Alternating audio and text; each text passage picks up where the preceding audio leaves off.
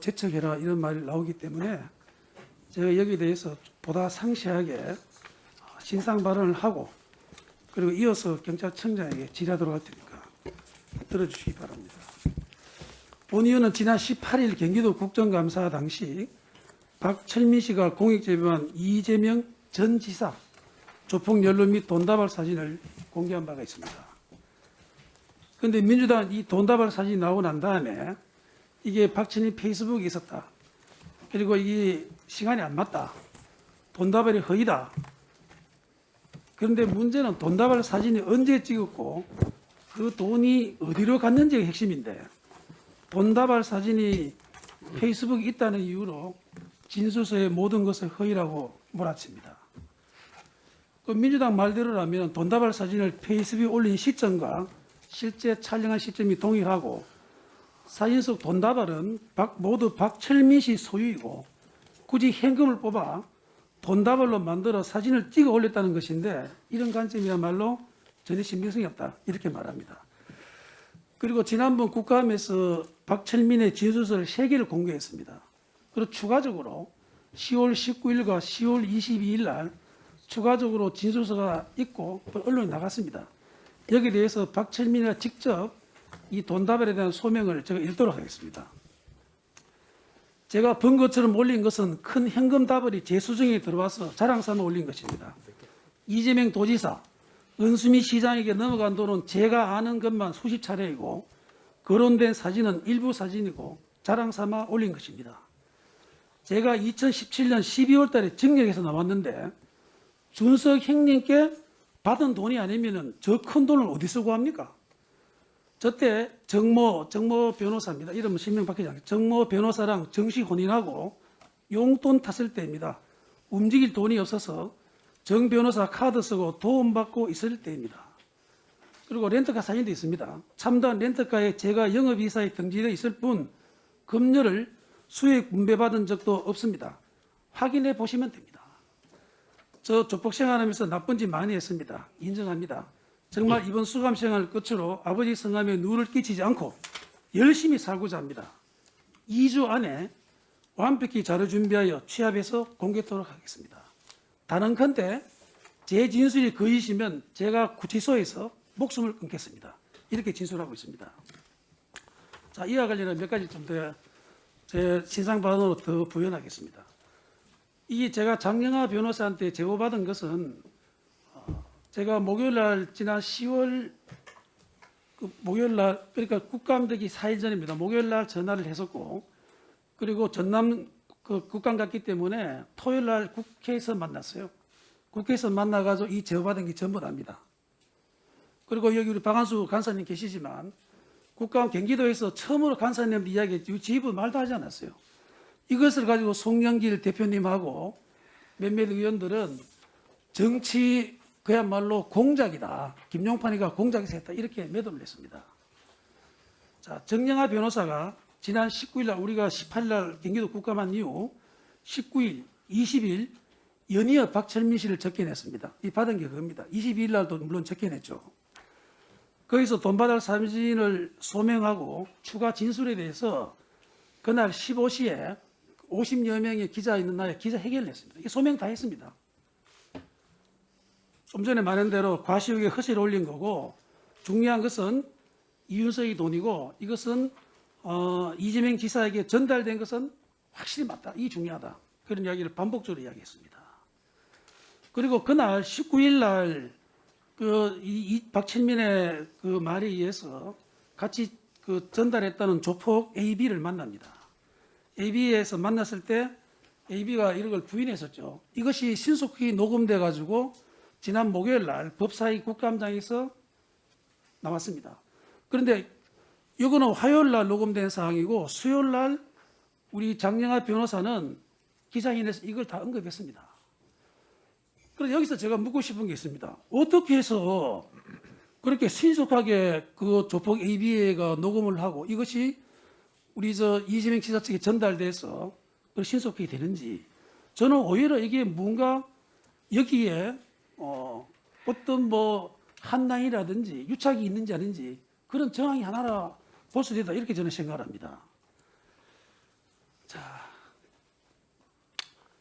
그리고 정말 중요한 것은 이 박천민이라는 자가 나오지 않았습니까? 자기 아버지도 다 걸고 목숨도 걸고 하면서 이렇게 밝혔으면은 보다 진정성에 대해서 한번 생각을 해봐야 되는데 전혀 하지 않고 그냥 메신저를 공격합니다. 마약쟁이다, 거짓말쟁이다, 조폭이다. 자기들 입맛이 안 맞다고 해서 그거는 비판하고 입맛이 안 맞는 조폭 애비 말은 그냥 근거적으로 받아가 공개하고 이게 제대로 된 그런 거라 보이십니까? 그리고 SBS 2018년도에 그것이 알고 싶다에 보면은 이재명 지사가 성남 시장 시절에 조폭 연루 의혹이 많이 나옵니다. 그 뭐 방송 그 정지 가처분 신청도 하고 알고 있는데 이 자리에서 분명히 말씀드릴 수 있는 것은 이것은 아직까지 고소고발됐기 때문에 수사 진행되면 명백히 밝혀집니다. 그런데 이것을 가짜 돈다발로 전제를 하고 매도하는 것은 그건 잘못된 것이죠. 분명히 이해하지 않습니까? 박철민이도 자기는 돈 자랑했는 것이지 자기가 벌어서 한 건 아니라고. 어쨌든 여기에서 전담 공작 조직이 있다, 정치 공작이다라고 해서 우리 당과 저를 명예훼손한 자에 대해서는 허위사실 유포에 대한 명예훼손으로 저도 법적 조치를 강구하고자 합니다. 뭐 고소 대마왕이라 해서 고소가 어떤 사람이 전유물 아닙니다. 누구나 억울함을 느끼고 부당하게 되게 되면은 법적 보호 장치로 고소 고발할 수 있습니다. 저도 분명히 그렇게 했던 입장을 밝힙니다. 여기에 대해서 좀 더 뭐 다른 것도 많지만 시간 되고 했으니까 끝내고 추가 질의 때 제가 딴 질문하겠습니다. 예, 김영판 의원님 수고하셨습니다. 다음은 제주시 의뢰 오영훈 의원님 질의해 주십시오. 네, 제주시 의뢰 오영훈 의원입니다. 행안부 장관님께 빠른 속도로 질의함을 이해해 주시기 바랍니다. 본질에 앞서서 최근 제주시에서는 오등봉 공원 민간 공원 특례 사업이 제2의 대장동 개발이다라는 이야기가 회자되고 있습니다. 지난 2016년에 제안됐던 오등봉 공원 민간 특례 사업 제안이 저지도에서 수용 불가 결정이 있었는데 이게 갑자기 2020년에 바뀝니다. 그런데 이 시점이 제가 꼭 이 오등봉 공원만을 얘기하는 게 아니라 우리가 공원 일몰제 사업이 이제 만료가 되면서 이 민간 특례 사업들이 이제 몇 개 지자체에서 시작이 되지 않습니까? 그런 일련의 흐름 속에서 진행됐던 문제가 아닌가라는 생각입니다. 그래서 이 오등봉 공원 특례 사업과 관련해서는 감사가 진행되고 있기 때문에 감사 결과에 따라서 각 기관별로 처분을 하시면 저는 될 일이라고 보고요. 행안부 장관께서 관심을 가지고 이 문제 좀 지켜봐 주시라는 말씀을 드리고 경찰청장님께서도 이 문제에 대해서 관심을 가져주십사는 말씀을 드립니다. 그런데 이와 관련해서 공유재산 관리에 대한 책임은 역시 행안부에 있는 거 아니겠습니까? 공유재산 관리가 제대로 이루어지고 있는지, 이 민간 특례 사업을 진행하면서 이 공유재산에 대한 관리가 소홀해지는 측면이 없는지 이런 부분을 제가 제기하고 싶은 거고요. 최근에 제주시하고 그 사업자 간에 작성되었던 협약서 내용을 제가 확인해 봤는데 이 내용이 있습니다. 정당한 이유 없이 행정 처리를 불이행하거나 위반할 경우 책임을 제주시장에게 부여하고 귀책 사유로 공사기간이 연장될 경우 기간 연장이나 비용을 보상해 주는 내용도 포함되어 있습니다. 우리가 뭐 일반적으로 상식적으로 생각할 때 이해가 안 되는 협약의 내용이 되어 있는데 이것도 국토교통부 협약 지침에 따른 것이라고 주장을 하고 있습니다. 그렇다면 이게 과연 공유재산에 제시되어 오고 있는 공유재산 물품관리 및 처분의 기본 원칙에 부합하고 있는지 저는 부합하지 않는 측면이 있다고 보는 것이거든요. 그래서 이런 전반적인 사항을 행안부에서 체크를 하셔야 되는 거 아닌가 생각하는데 어떻게 생각하십니까? 예, 이야기하신 대로 이제 감사를 하고 있다고 그러니까요. 예, 그런 결과에 대해서 잘 저희들이 살펴보도록 하겠습니다. 네, 그래서 지금 순천시 관련해서 아마 감사원 감사 결과가 나와 있는데요. 순천시 민간공원 조성 특례 사업 추진 관련 감사 청구의 내용인데 여기에는 이미 순천시에서 질의를 해서 관련 사항을 문의를 했는데 그래서 행정안전부에서 제대로 회신을 해줬습니다. 그런데 그게 또 지켜지지 않았다는 거죠. 행안부의 의견도 제대로 반영되지 않은 사실들이 있었기 때문에 전반적으로 민간 특례 사업에 대해서 점검할 필요가 있다. 공유재산 관리 차원에서 그렇게 해주시겠습니까? 예, 알겠습니다. 좋습니다. 다음 PPT 화면 띄워주시고요. 제가 지금 국정감사를 하면서 시도 국감 때 지적을 했던 사항입니다. 코로나19 발생이 지역별 경제성장률에 미치는 영향. 뭐 지역의 산업 구조라든가 산업 여건에 따라서 이런 현상이 나타날 수 있다고 생각합니다. 제주가 가장 큰 피해가 있고요. 그럼 이런 피해 때문에 지방 세수 증가율도 또 비슷한 경향으로 나타나게 됩니다. 그런데 그 다음 페이지 보시죠. 지역별 이전제와 지방교부세와 보조금 증가율을 비교한 겁니다. 그러면 이 지방세 증가율이나 아까 이제 코로나 피해 경제성장률에 영향을 미친 점 이런 부분이 반영돼서 이 이전 재원의 증가율에도 반영이 돼야 되는데 오히려 거꾸로 현상이 나타나고 있다는 겁니다. 예를 들면 제주 같은 가장 큰 피해를 봤음에도 2.5% 증가율을 보여주고 있는 반면에 서울 경기는 엄청나게 크게 나타나고 있는 것이죠. 64.9, 52.3. 이런 부분들이 좀 개선되지 않고 과연 우리가 계속 균형 발전을 얘기할 수 있을지 걱정입니다. 어떻게 생각하십니까?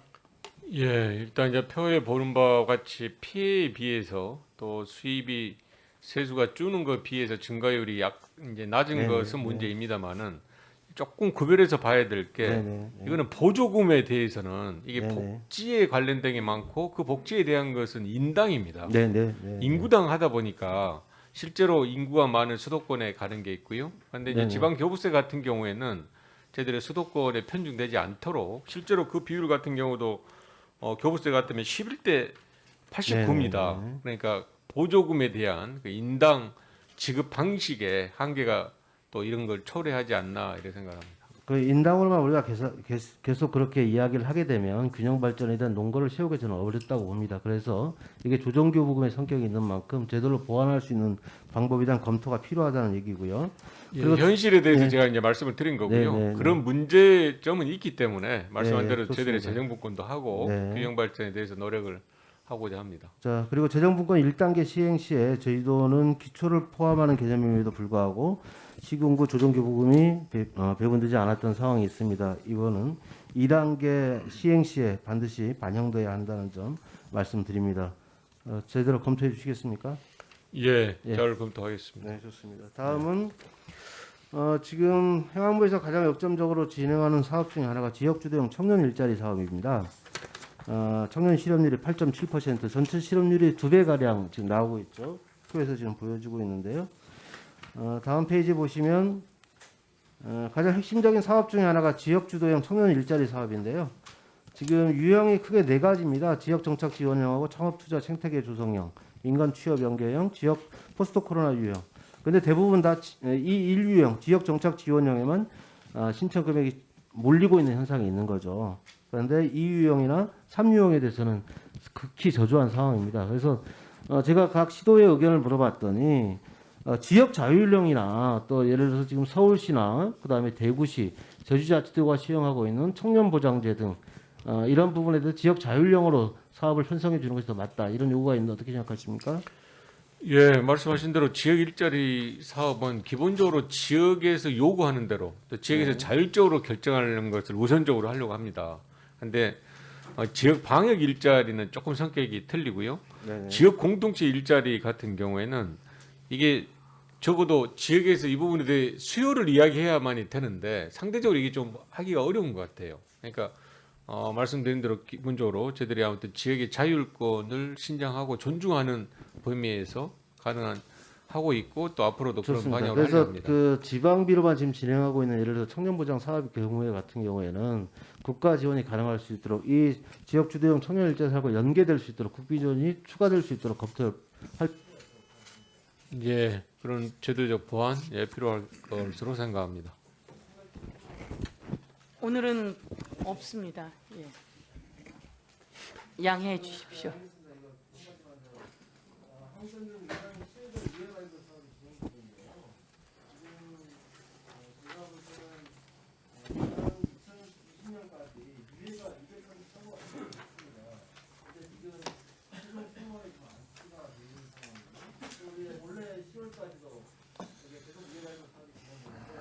문제는 유전자 감식과 관련된 예산이 반영되어 있지 않다는 얘기입니다. 우리가 지금 국군 유해 발굴 사업이 지금 제대로 전 세계에서 가장 모범적으로 진행되고 있는데 국가 폭력에 의해서 희생된 희생자에 대해서 유해 발굴을 했는데 가족 쪽으로 돌려드리지 못한다? 저는 동의하기 어렵다고 봅니다. 이와 관련된 진실하는 위원장의 생각 좀 하시죠. 예, 지난번 그 10월 1일 날 그 문제를 지적을 해 주셔서 저희들이 신중하게 검토를 했고요. 전문가와 유족들이 함께하는 그런 간담회나 세미나를 곧 열어서 그 문제를 어떻게 처리할 것인지 의견을 모으겠습니다. 예, 유해 발굴에 대해서는 내년 예산에 지금 반영이 되어 있지 않습니까? 근데 이야기하신 대로 유전자 감식비로 이렇게 되어 있지 않아서 진화 위원장 보고 말씀하신 대로 그 부분에 대해서 저희들이 잘 검토를 해서 필요한 부분을 보충하도록 하겠습니다. 예, 오영훈 의원님 수고하셨습니다. 다음은 국민의힘의 이영 의원님 질의해 주십시오. 네, PPT 열어주시죠.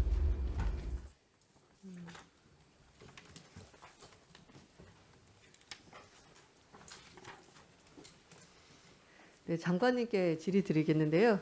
장관님, 지난번에 재난지원금 PX에서 사용할 수 없었던 문제 건의드렸는데 들어주셔가지고 너무 감사드립니다. 지금 저희 이영 의원실에서는 올리브영이라고 명예보좌관 제도를 하고 있거든요. 거기에 일기를 수료한 친구가 군에 입대를 했습니다. 그래서 실제 PX에서 쓸 수 있게 됐다고 고맙다라고 지금 단톡방에 올린 글이거든요. 그래서 제가 감사함의 표현으로 이 부분을 캡처해서 오늘 갖고 왔고요. 지금 책상에 이렇게 책자들이 하나씩 다 놓여 있으십니다. 김호 처장님이랑 김창룡 경찰청장님도 같이 좀 제가 말씀드리는 것에 경청해 주셨으면 하는데요. 다음 페이지 보시죠. 지난번에 제가 15덕 관련해 가지고 또 장관님한테 건의를 드렸어요. 그래서 제가 늘 장관님한테 건의드리는 사람 중에 한 명인데 거의 대부분을 들어주셔서 15덕 관련해 가지고 의원실로 고맙다라는 연락이 굉장히 많이 왔음에도 불구하고 이번 국정감사를 준비하면서 저희 의원실에서 20대 30대 공무원들을 대상으로 설문조사를 실제 전문업체를 통해서 진행을 해봤거든요. 근데 보시면 15덕이 여전히 존재한다가 65.51%가 나왔고요. 또 이번에 안 건데 국장님, 과장님 모시는 날이 있더라고요. 그게 이제 실무자들이 점심이나 저녁을 대접을 해야 된다라고 합니다. 그래서 아직도 개선해야 될 것이 많구나라는 생각이 들었고요. 다음 페이지 보시죠. 그 차별에 대해서 어떤 차별을 가장 크게 느끼느냐라고 조사를 했더니 지금 중앙행정기관 같은 경우는 출신 학교가 어디냐에 따라서 차별을 제일 많이 느낀다고 대답을 했고요. 광역자치단체에서는 나이, 그리고 기초자치단체에서는 출신 지역이라는 답을 했습니다. 어때 공감이 되시나요? 공감 여부를 떠나서 아무튼 그런 차별의 요소가 있다면 시정돼야 된다고 봅니다. 네. 지금 이번에 행안위 국정감사를 하면서 이렇게 지역에도 가보고 도청에도 가보고 경찰청도 가봤었는데 그 엘리베이터를 열어주는데 여직원이 들어와서 엘리베이터를 열어주고 기다리는 대기실에도 여성 직원들이 들어와서 물 따라주는 것부터 다 진행을 했거든요. 근데 저뿐만 아니라 그 남성 의원님들 눈에서도 굉장히 어색한 광경이었다는 지적들이 좀 있었습니다. 지난 6월에 경찰청에서 직원 4,000명을 상대로 성차별 설문조사를 했습니다. 그 결과가 어떻게 나왔냐면 성별에 따라 더 적합한 업무가 있다고 생각한다가 66.8%나 나왔습니다. 그래서 제가 건의드리려는 건 뭐냐면 그 공공기관의 이 업무 환경이 단실에 바뀌진 않겠지만 좀 문화로 정착이 되고 젊은 세대들이 선호할 수 있는 그런 직군으로 갈 수 있게 관심을 좀 기울여 주시기를 부탁드리겠습니다. 예, 앞부분 좀 말씀드리면요. 일전에 의원님께 지적하셨던 그 15동 문제는 작은 문제를 하더라도 나쁜 관례 관행은 시정돼야 된다라는 생각에서 사실 중앙부처에서 관련해서 저희들이 여러 회의도 하고 또 여러 시정 조치를 했습니다. 간담회도 하고요. 저도 하고 했는데 이번에 또 확인을 했더니 중앙부처는 상당 부분 이게 해소가 됐는데 지방에서는 여전히 좀 있는 것으로 저희들도 확인이 돼서 네. 아무튼 그 지적에 대해서는 네. 지방에서도 앞으로 시정될 수 있도록 저희들이 여러 가지 조치를 할 알겠습니다. 예정입니다. 그래서 꾸준히 제가 드린 책자를 보시고 좀 관심 기울여 주시고요. 저희 의원실도 계속 모니터링 하도록 하겠습니다. 다음 질인데요. 그 집값이 정말 천정부지로 오르고 있습니다. 그래서 코로나는 백신이라도 있지 또 백신도 없는 부동산은 재앙에 가깝다라고 얘기를 하는데요. PPT 열어주시죠. 제가 취득세 기준으로 해서 주택가격 상승률을 좀 조사를 해봤습니다. 그랬더니 2017년부터 2021년 8월까지 서울시가 징수한 취득세가 총 13조였고요. 건당 평균 취득세도 그 사이 1.6배가 증가해서 1,100만 원에서 1,770만 원이 됐습니다. 다음 페이지 보시죠. 지금 경기도도 마찬가지 상황입니다. 경기도가 징수한 주택 취득세는 총 11조고요. 건당 평균 주택 취득세도 1.5배가 증가했습니다. 코로나가 기승을 부린 작년부터 집값의 상승세는 정말 무서울 정도입니다. 근데 지금 생애 최초 취득세 감면 제도가 시행되는 거 알고 계시죠? 예. 작년부터 시작이 됐는데요. 수도권은 4억 미만, 그 다음에 비수도권은 3억 미만인 그 취득가에 대해서만 감면이 이루어지고 있습니다. 근데 지금 서울 아파트 평균 매매가를 제가 조사를 했는데요. 12억 원을 육박을 하고 있더라고요. 빌라 같은 경우가 서울이 3억 4,629만 원이고요. 경기도가 신축 빌라가 많아서 4억 5,811만 원입니다. 따라서 수도권에는 이 취득세 감면 제도의 혜택을 받을 수 있는 집들이 거의 없었습니다. 다음 페이지 보시죠. 예. 그래서 평균이 그러니까 그러면 13평에서 19평 정도 되는 서민이나 신혼부부들 대상으로 하는 곳에는 그러면 좀 혜택이 주어질 수 있나를 살펴봤는데 2017년 3억 8천이었던 평균 매매가가 지금 7억 4천입니다. 그래서 지금 생애 최초 이 취득세 감면 제도가 사실상 수도권에는 아파트는 불가능하고요. 그 다음에 빌라도 혜택을 받을 수 있는 것이 거의 없는 상황입니다. 그래서 건의드리고 싶은 게요. 다음 페이지 보시죠. 지금 지난 10월 8일이었습니다. 행안부가 국회에서 지방세법, 지방세 특례 제한법 등 개정안을 제출을 하셨는데 용어상 애매한 부분에 대한 개정과 일몰 기한을 2년으로 연장한 부분이 있는데 과표는 지금 그대로 두고 있거든요. 그래서 이게 작년에 시행된 법이기 때문에 이제 실질적으로 의미를 가져가야 되는데 작년에 취득세 관련해서 지금 혜택 본 것도 제가 조사해 봤는데 취득세 감면이 서울은 123억이고 경기도는 696억 원이더라고요. 지금 조 단위로 취득세가 거치고 있는 거에 비해서 되게 미비합니다. 그래서 장관님 이거 과세 표준 상향을 검토해 주실 의향이 없으신지 질의드리고 싶습니다. 일단 그 생애 최초 주택 취득세가 실효성 있게 적용해야 되는 것은 맞고요. 다만 이제 그 가액을 얼마냐는 거에 대해서는 저희들이 계속적으로 잘 검토하도록 하겠습니다.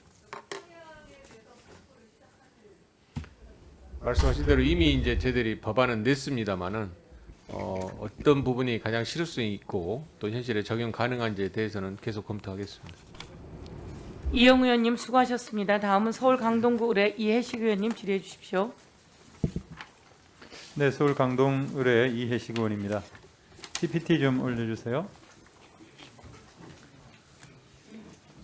경찰청장님께 질의하겠습니다. 그 경찰청 질의할 때 좀 저도 한번 질의를 했습니다만은 다시 한번 종합적으로 공흥지구 개발 사업 특혜 의혹과 관련해서 질의하도록 하겠습니다.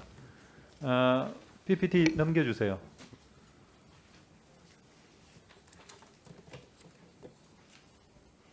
첫 번째, 공흥지구는 원래 LH가 공영개발을 통해서 국민 임대주택 사업을 하던 곳입니다. 그런데 2011년 7월 18일 날 공영개발을 포기하게 되고 정확하게 거의 한 3주 만에 2011년 8월 11일 날 ESIND라고 하는 윤석열 후보의 장모 최은순의 가족회사가 3주 만에 도시개발 사업을 신청을 하게 됩니다. 그리고 상당히 빠른 속도로 진행이 돼서 2012년 11월 달에 승인이 나게 됩니다. 이것이 상당히 이례적이다 이런 평가를 받고 있죠. 두 번째는 윤석열 후보의 장모 최은순 씨의 농지법 위반입니다. 최은순 씨는 2006년도 5월 달부터 집중적으로 토지를 매입을 했는데 토지를 매입할 당시에도 농업 경영 계획서를 허위로 작성해서 구입을 했기 때문에 농지법 위반 혐의가 있고, 그리고 개발 시점에서 ESIND에 팔아 넘겼습니다만은 ESIND가 농업법인이 아니므로 이것도 농지법 위반 혐의가 있습니다. 세 번째는 사업기간 불법 연장입니다. 이것은 너무나 잘 알려진 사실이 되었습니다. 2012년 11월부터 2012년 11월부터 2014년 11월까지 2년간인데 특별하게 그 사업 시행 변경을 하질 않고 2016년 8월까지 무려 1년 8개월 이상 불법적으로 연장이 됐고, 마지막 시점에서 털다시피 해가지고 특혜를 줬다, 이렇게 볼 수가 있습니다. 네 번째는 편법 증여 의혹입니다. 2006년 5월달부터 땅을 집중적으로 이 최은순 씨가 사모았는데 이 개발 시점이 되니까 ESIND라고 하는 시행 회사에다가 이제 팔아야 되는 거죠. 가족 회사에다 팔아 넘긴 겁니다. 이 가족들이 지분을 갖고 있었기 때문에 결국 8년 전 매입가로 넘겨가지고 가족들에게 특혜를 준 거죠. 그래서 편법 증여 의혹이 일고 있습니다. 다섯 번째는 최은순 씨가 연고를 활용해서 공무원과 유착하지 않았나 하는 의혹입니다. 최은순 씨는 양평이 고향이고 이 작고한 남편도 양평군청의 공무원이었습니다.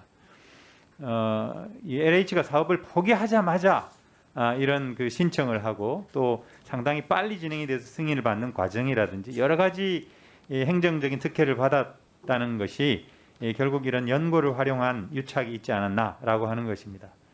다음 여섯 번째는 윤석열 후보의 개입 여부입니다. 윤석열 후보와 김건희 씨는 2012년 3월 달에 결혼합니다. 2013년 4월부터 2014년 1월 달까지는 수원지검 여주지청장을 지냈는데 이 여주지청은 여주이천 그리고 양평을 관할하는 지청입니다. 따라서 사업 시행이 계속되고 있는 그런 와중에 여주지청장으로 있었다는 사실 지적을 합니다. 그 다음 넘겨주세요. 지목별 소유자별 토지 이용 현황을 보시면은 여기 연두색으로 되어 있는 거 전부 임야입니다. 주황색으로 되어 있는 게 전인데 75% 이상이 임야 지역입니다. 다음 넘겨주세요. 보시면은 자연녹지지역 17,205제곱미터를 제2종 일반 주거지역으로 용도 변경해 줍니다. 이것으로 인해서 양평군이 받은 공공기여는 거의 없습니다. 법정 공공기여 25% 말고는 없는 것으로 되어 있습니다. 다음 넘겨주세요. 토지 차익 100억 원 그리고 분양 매출이 800억 원이 발생을 했는데 모두 최은순 씨의 가족들 회사로 다 들어갔습니다. 이 중에 윤석열 후보의 부인 김건희 씨도 사내 이사로 있었는데 사내 이사를 분양 시점, 아파트를 분양하는 2014년 6월 시점에 이사직을 사임하고 지분 정리를 합니다. 그때까지 쭉 참여를 해왔던 것이고 사임하기 전까지 여주지청장으로 윤석열 후보가 당시에 근무를 했었다는 것을 지적을 할 수가 있습니다. 그 다음 넘겨주세요. 이제 이것은 최은순 씨와 정대택 씨 관련된 피의자 신문 조서 중의 일부입니다. 최은순 씨가 답하고 있는데 김명신 씨는 아직 결혼을 하지 않았나요? 이렇게 물었는데 김명신 씨는 김건희 씨의 개명전 이름이죠. 아직 안 했는데 2011년 10일 결혼할 예정이고 지금 결혼할 사람은 라마다 조 회장이 소개시켜준 사람으로 2년 정도 교제하였습니다. 이 답변에 따르면 2009년 5월 이후부터 적어도 김건희 씨와 교제를 하고 있었고 2011년 당시에는 결혼을 할 사람이었고 실제로는 이제 2012년 3월 달에 결혼을 하게 되는 거죠. 이 양평 공공지구의 도시개발사업 지구 지정은 2011년 8월 달에 요청이 돼서 2012년 1월 달에 지정이 됩니다. 그리고 앞서도 말씀드렸습니다만 여주지청장 재임 씨의 사업이 진행이 됐고요. 그 다음 PPT 보여주세요. ESIND는 인테리어 업체로 등록이 되어 있습니다. 인테리어 업체가 어떻게 개발 사업을 진행할 수가 있는가? 그리고 여기 지금 사업자 등록증 증명서인데 양평군청에 신청할 때 제출한 서류인데 7월 19일로 돼 있어요. LH가 사업을 포기한 바로 그 다음 날입니다. 짜고 치는 것이다라고 하는 것을 명백히 알 수가 있죠. 그리고 도시개발 사업 시행자로 지정받기 위해서는 주택법 그리고 부동산 개발업 관리 및 육성에 관한 법률 등에 따라서 시행자 요건에 부합하는 회사로 도시개발 시행자로 지정을 받은 후에 사업을 진행해야 합니다. 그래서 이런 것들로 미뤄볼 때 공흥지구의 이 개발 사업은 너무나 많은 의혹 그리고 너무나 많은 특혜로 성격 지을 수 있다 이렇게 볼 수가 있습니다. 그래서 네. 지금 경찰이 내사를 하고 있습니다만 정리해 주세요. 우리 청장님께서 이런 점들을 꼼꼼하게 살피셔서 철저하게 수사를 지휘해 주실 것을 부탁을 드립니다. 예, 알겠습니다. 예. 예. 이해식 의원님 수고하셨습니다. 예. 예. 그 공공지구와 관련해서는 지금 방금 의원님께서 말씀하셨던 그런 어떤 다양한 그런 어떤 의혹이 제기되고 있습니다. 저희 경찰에서는 필요한 서류 확보 등을 통해서 사실관계를 파악하고 있는 중이고 불법 행위가 있다면은 철저하게 수사할 것으로 저는 생각하고 있고, 그 아마 국수본에서도 그렇게 지금 관리를 하고 있는 걸로 알고 있습니다. 예. 이해식 의원님 수고하셨습니다. 다음은 전북 익산시 의뢰 한병도 의원님 질의해 주십시오. 예, 한병도 의원입니다. 그 경찰청장님, 예. 그 제가 이번에 국정감사를 마무리를 하면서 여기 정책 자료집을 하나 냈습니다. 예. 그 아동 학대 방지를 위한 경찰의 역할과 개선 방안이라는 이 책자를 냈는데요. 이걸 좀 참고해 주시기를 좀 부탁 말씀드리고, 예. 또 우리 장관님께서도 이번에 또 국민 지원금에 대한 국민 인식 조사 좀 자료를 하나 만들었습니다. 하나들은 좀 잘 참고해 주시기를 부탁 말씀드리겠습니다. 예, 잘하겠습니다. 네.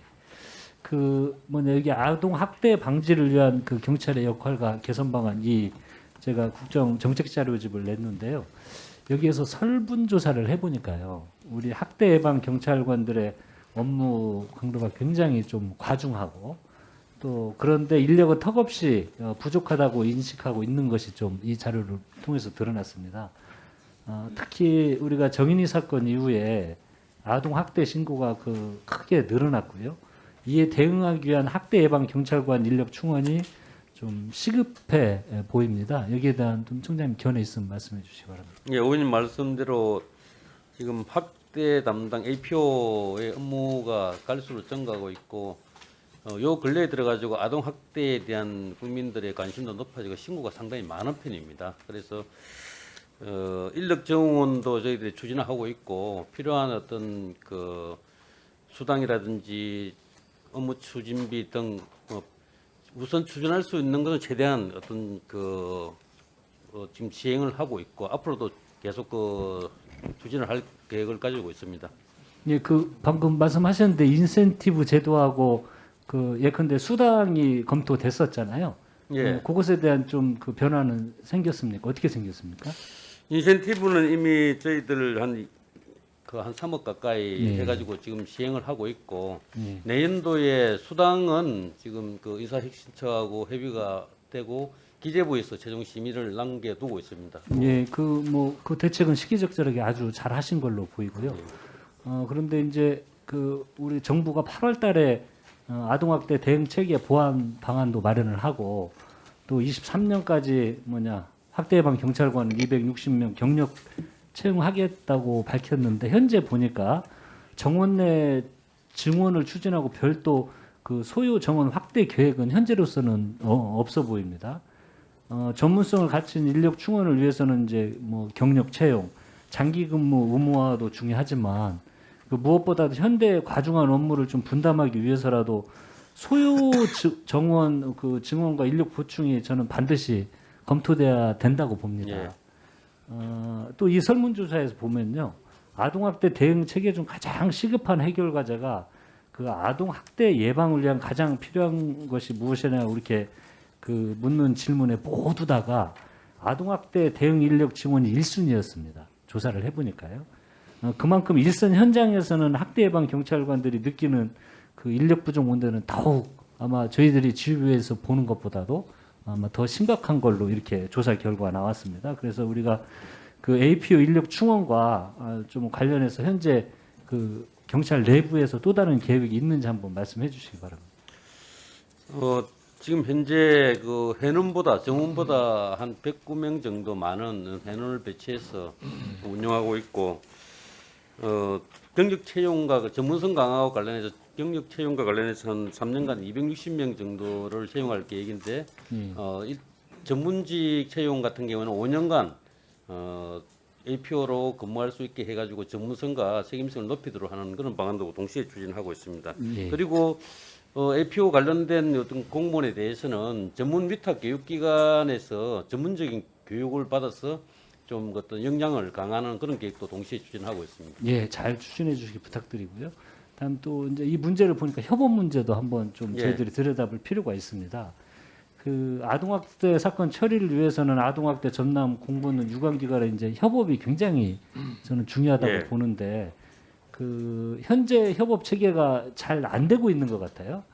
그 신고 사건의 초동 조치에 있어가지고 과거 그 신고 이력 등 정보 확인 등 가장 기초적인 요소임에도 불구하고 그 현재 학대 예방 경찰관에게는 국가 아동 학대 정보 시스템 연락 권한이 없잖아요.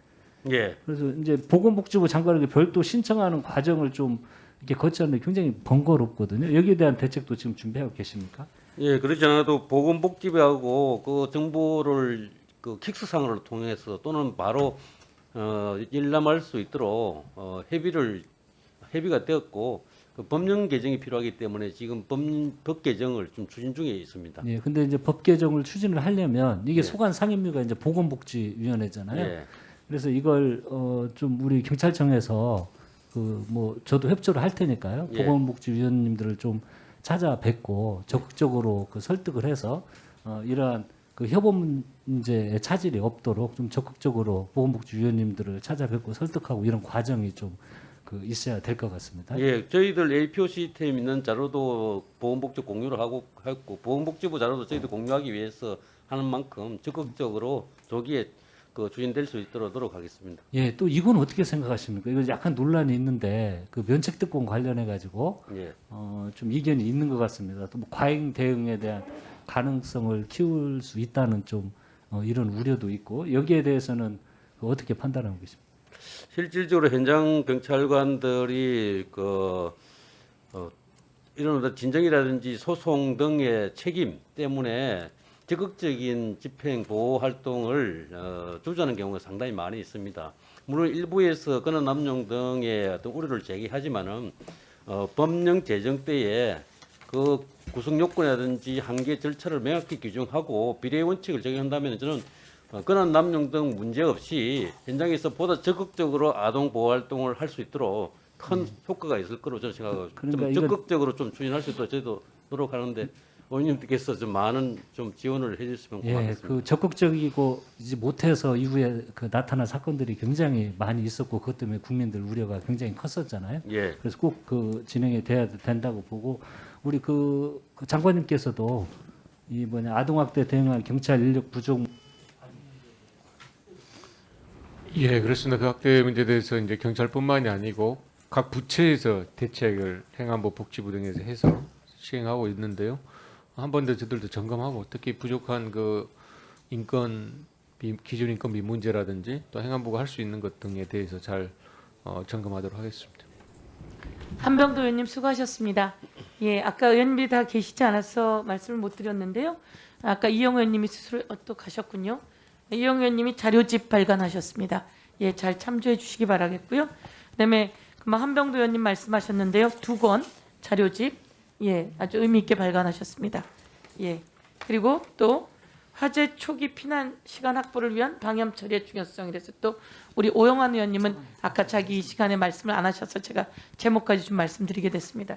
이렇게 해서 자료집 발간하셨다는 말씀을 드리겠습니다. 그리고 또 여러 의원님들께서 그동안 국정감사 기간 중 중간중간에 자료집을 발간하셨으니 기관에서도 참조하시고 국민 여러분께서도 같이 보시면 좋겠다 이렇게 말씀드리겠습니다. 다음은 경남 창원시 의창구의 박완수 최춘식 의원님 아까 안 하셨죠? 최춘식 의원님 먼저 하실까요, 박완수 의원님? 순서 갔다가 오시겠습니까? 그러면 최춘식 의원님 먼저 하시죠.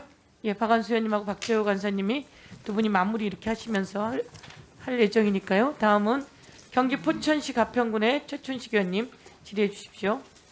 예, 최춘식 의원입니다. 장관님께 질의 좀 드리겠습니다. 이번 대장동 사태로 인해 가지고 스타들이 많이 탄생을 했습니다. 우리 이재명 지사가 단연 탑스타인 것 같고요. 그 외에도 그 성남 도시개발공사에서 같이 일하던 본부장급 아주 유명한 분들 많이 있습니다.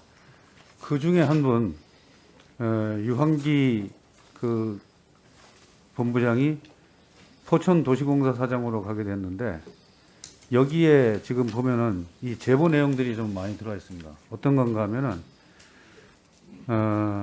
유한기 사장이 취임하면서 성남공사 내지는 같이 근무하던 회사에 있던 사람들을 6명을 거기에 영입해가지고 같이 갔다. 또는 있다가 거기에 취업을 했다. 이런 것들이 와 있는데 이거를 위해서 본 의원이 포천공사에 자료를 요구했는데 이 자료를 주지 않습니다. 경영지원 팀장이라고 하는 사람이 아주 예민한 반응을 보이면서 재취업한 사람 없다. 그래서 그러면 우리 의원실에서는 당연히 없으면은 그 퇴직자를 포함해가지고 없으면 없다라는 것을 서면으로 제출하라 하는데 말로 했으면 됐지 뭘 서면으로 달라고 하느냐 이런 식의 그 반응을 보이면서 지금까지 제출해주지 않고 있습니다. 이거 지금 의원 사무실 이번에 의원들이 전부 그 자료를 수집하면서 가지고 굉장히 어려움을 느꼈는데 이 지금 지방에 있는 이 공사, 도시공사라고 하는 작은 이런 그 회사에서도 이와 같이 그 자료 제출을 거부하고 있거든요. 이거 장관님은 어떻게 생각하십니까? 이 절차에 대해 가지고 계속 이대로 가야 되겠습니까? 예, 그 자료 제출 관련해서 여러 의원님들이 그동안 국감 과정이나 상임위 과정에서 논의하셨던 것에 아무튼 뭐 제가 이야기를 어떻게 하는 건 적절하지 않은 것 같고요. 그런 논의 과정을 저희들이 잘 지켜보도록 하겠습니다. 특히 그 지방 공기업의 경우에는 기본적으로 자치단체가 자율성을 가지고 하고 있어서 장관님, 저희들이 직접 하기는 좀 어렵다 이런 말씀드렸습니다. 지방공기업법 73조에 보면은 행정안전부 장관은 공사의 업무, 회계, 재산 등에 대해 가지고 검사하고 또는 보고를 명할 수 있다라고 되어 있습니다. 그러면 저희 사무실에서 요구해 가지고 안 주는 것 같으면은 저희들 행안부에다가 이거 좀 받아달라고 요청드려도 되는 거죠. 일단 그 의원님 이야기하시면 저희들이 네. 잘 검토해 보도록 하겠습니다. 그러면 이거 정식으로 이 자료를 우리 행안부에 요청을 드리겠습니다. 이거 좀 다만 받아서 이제 의원님 말씀드리면 대장동 관련해서는 지금 광범위한 수사 지금 이게 등이- 대장동이 아니라 그러니까 포천 관련 도시공사에- 차에 제가 관련 차라 했거든요. 관련된 대장동에 사람에 관한 게 대해서는 아닙니다. 대장동에 있던 인사가 연루가 된 거지. 포천 도시공사의 그 업무에 대해 가지고 저희가 자료를 받고 싶은데 안 주는데 이게 뭐 대장동과 무슨 관계 있습니까? 제 말씀은요. 일단 대장동과 관련된 사안은 광범위하게 수사를 하고 있어서 이거는 대장동 관련 제 수사가 말씀, 아닙니다. 일단 끝까지 들어보시죠. 장관님. 이건 광범위하게 대장동- 수사를 하고 있어서 그런 수사 내용이면 기다려야 되지만 의원님이 말씀하신 자료나 예. 검토 내용이 수사와 관련 없고 예. 그냥 지방 공기업의 일반적인 문제라면 잘 검토하겠다라고 이제 말씀을 드립니다. 예, 알겠습니다. 그렇게 꼭 좀 받아주십시오. 저희 사무실로 좀 제출해 주시고요. 성관이 총장님 나오셨네요. 예. 요거는 이제 그 허위 사실에 대한 부분, 그걸 좀 한번 질의를 드리려고 합니다. 이 선거 과정에서 이제 이 허위 사실이라는 것이 본의 아니게 대두되는 경우도 있고, 본 의원도 마찬가지였습니다. 그런데 이와 같은 사실이 이제 고발이 돼서 가면은 이게 허위 사실이다 아니다 하는 것을 판단을 누가 합니까? 선관위에서는.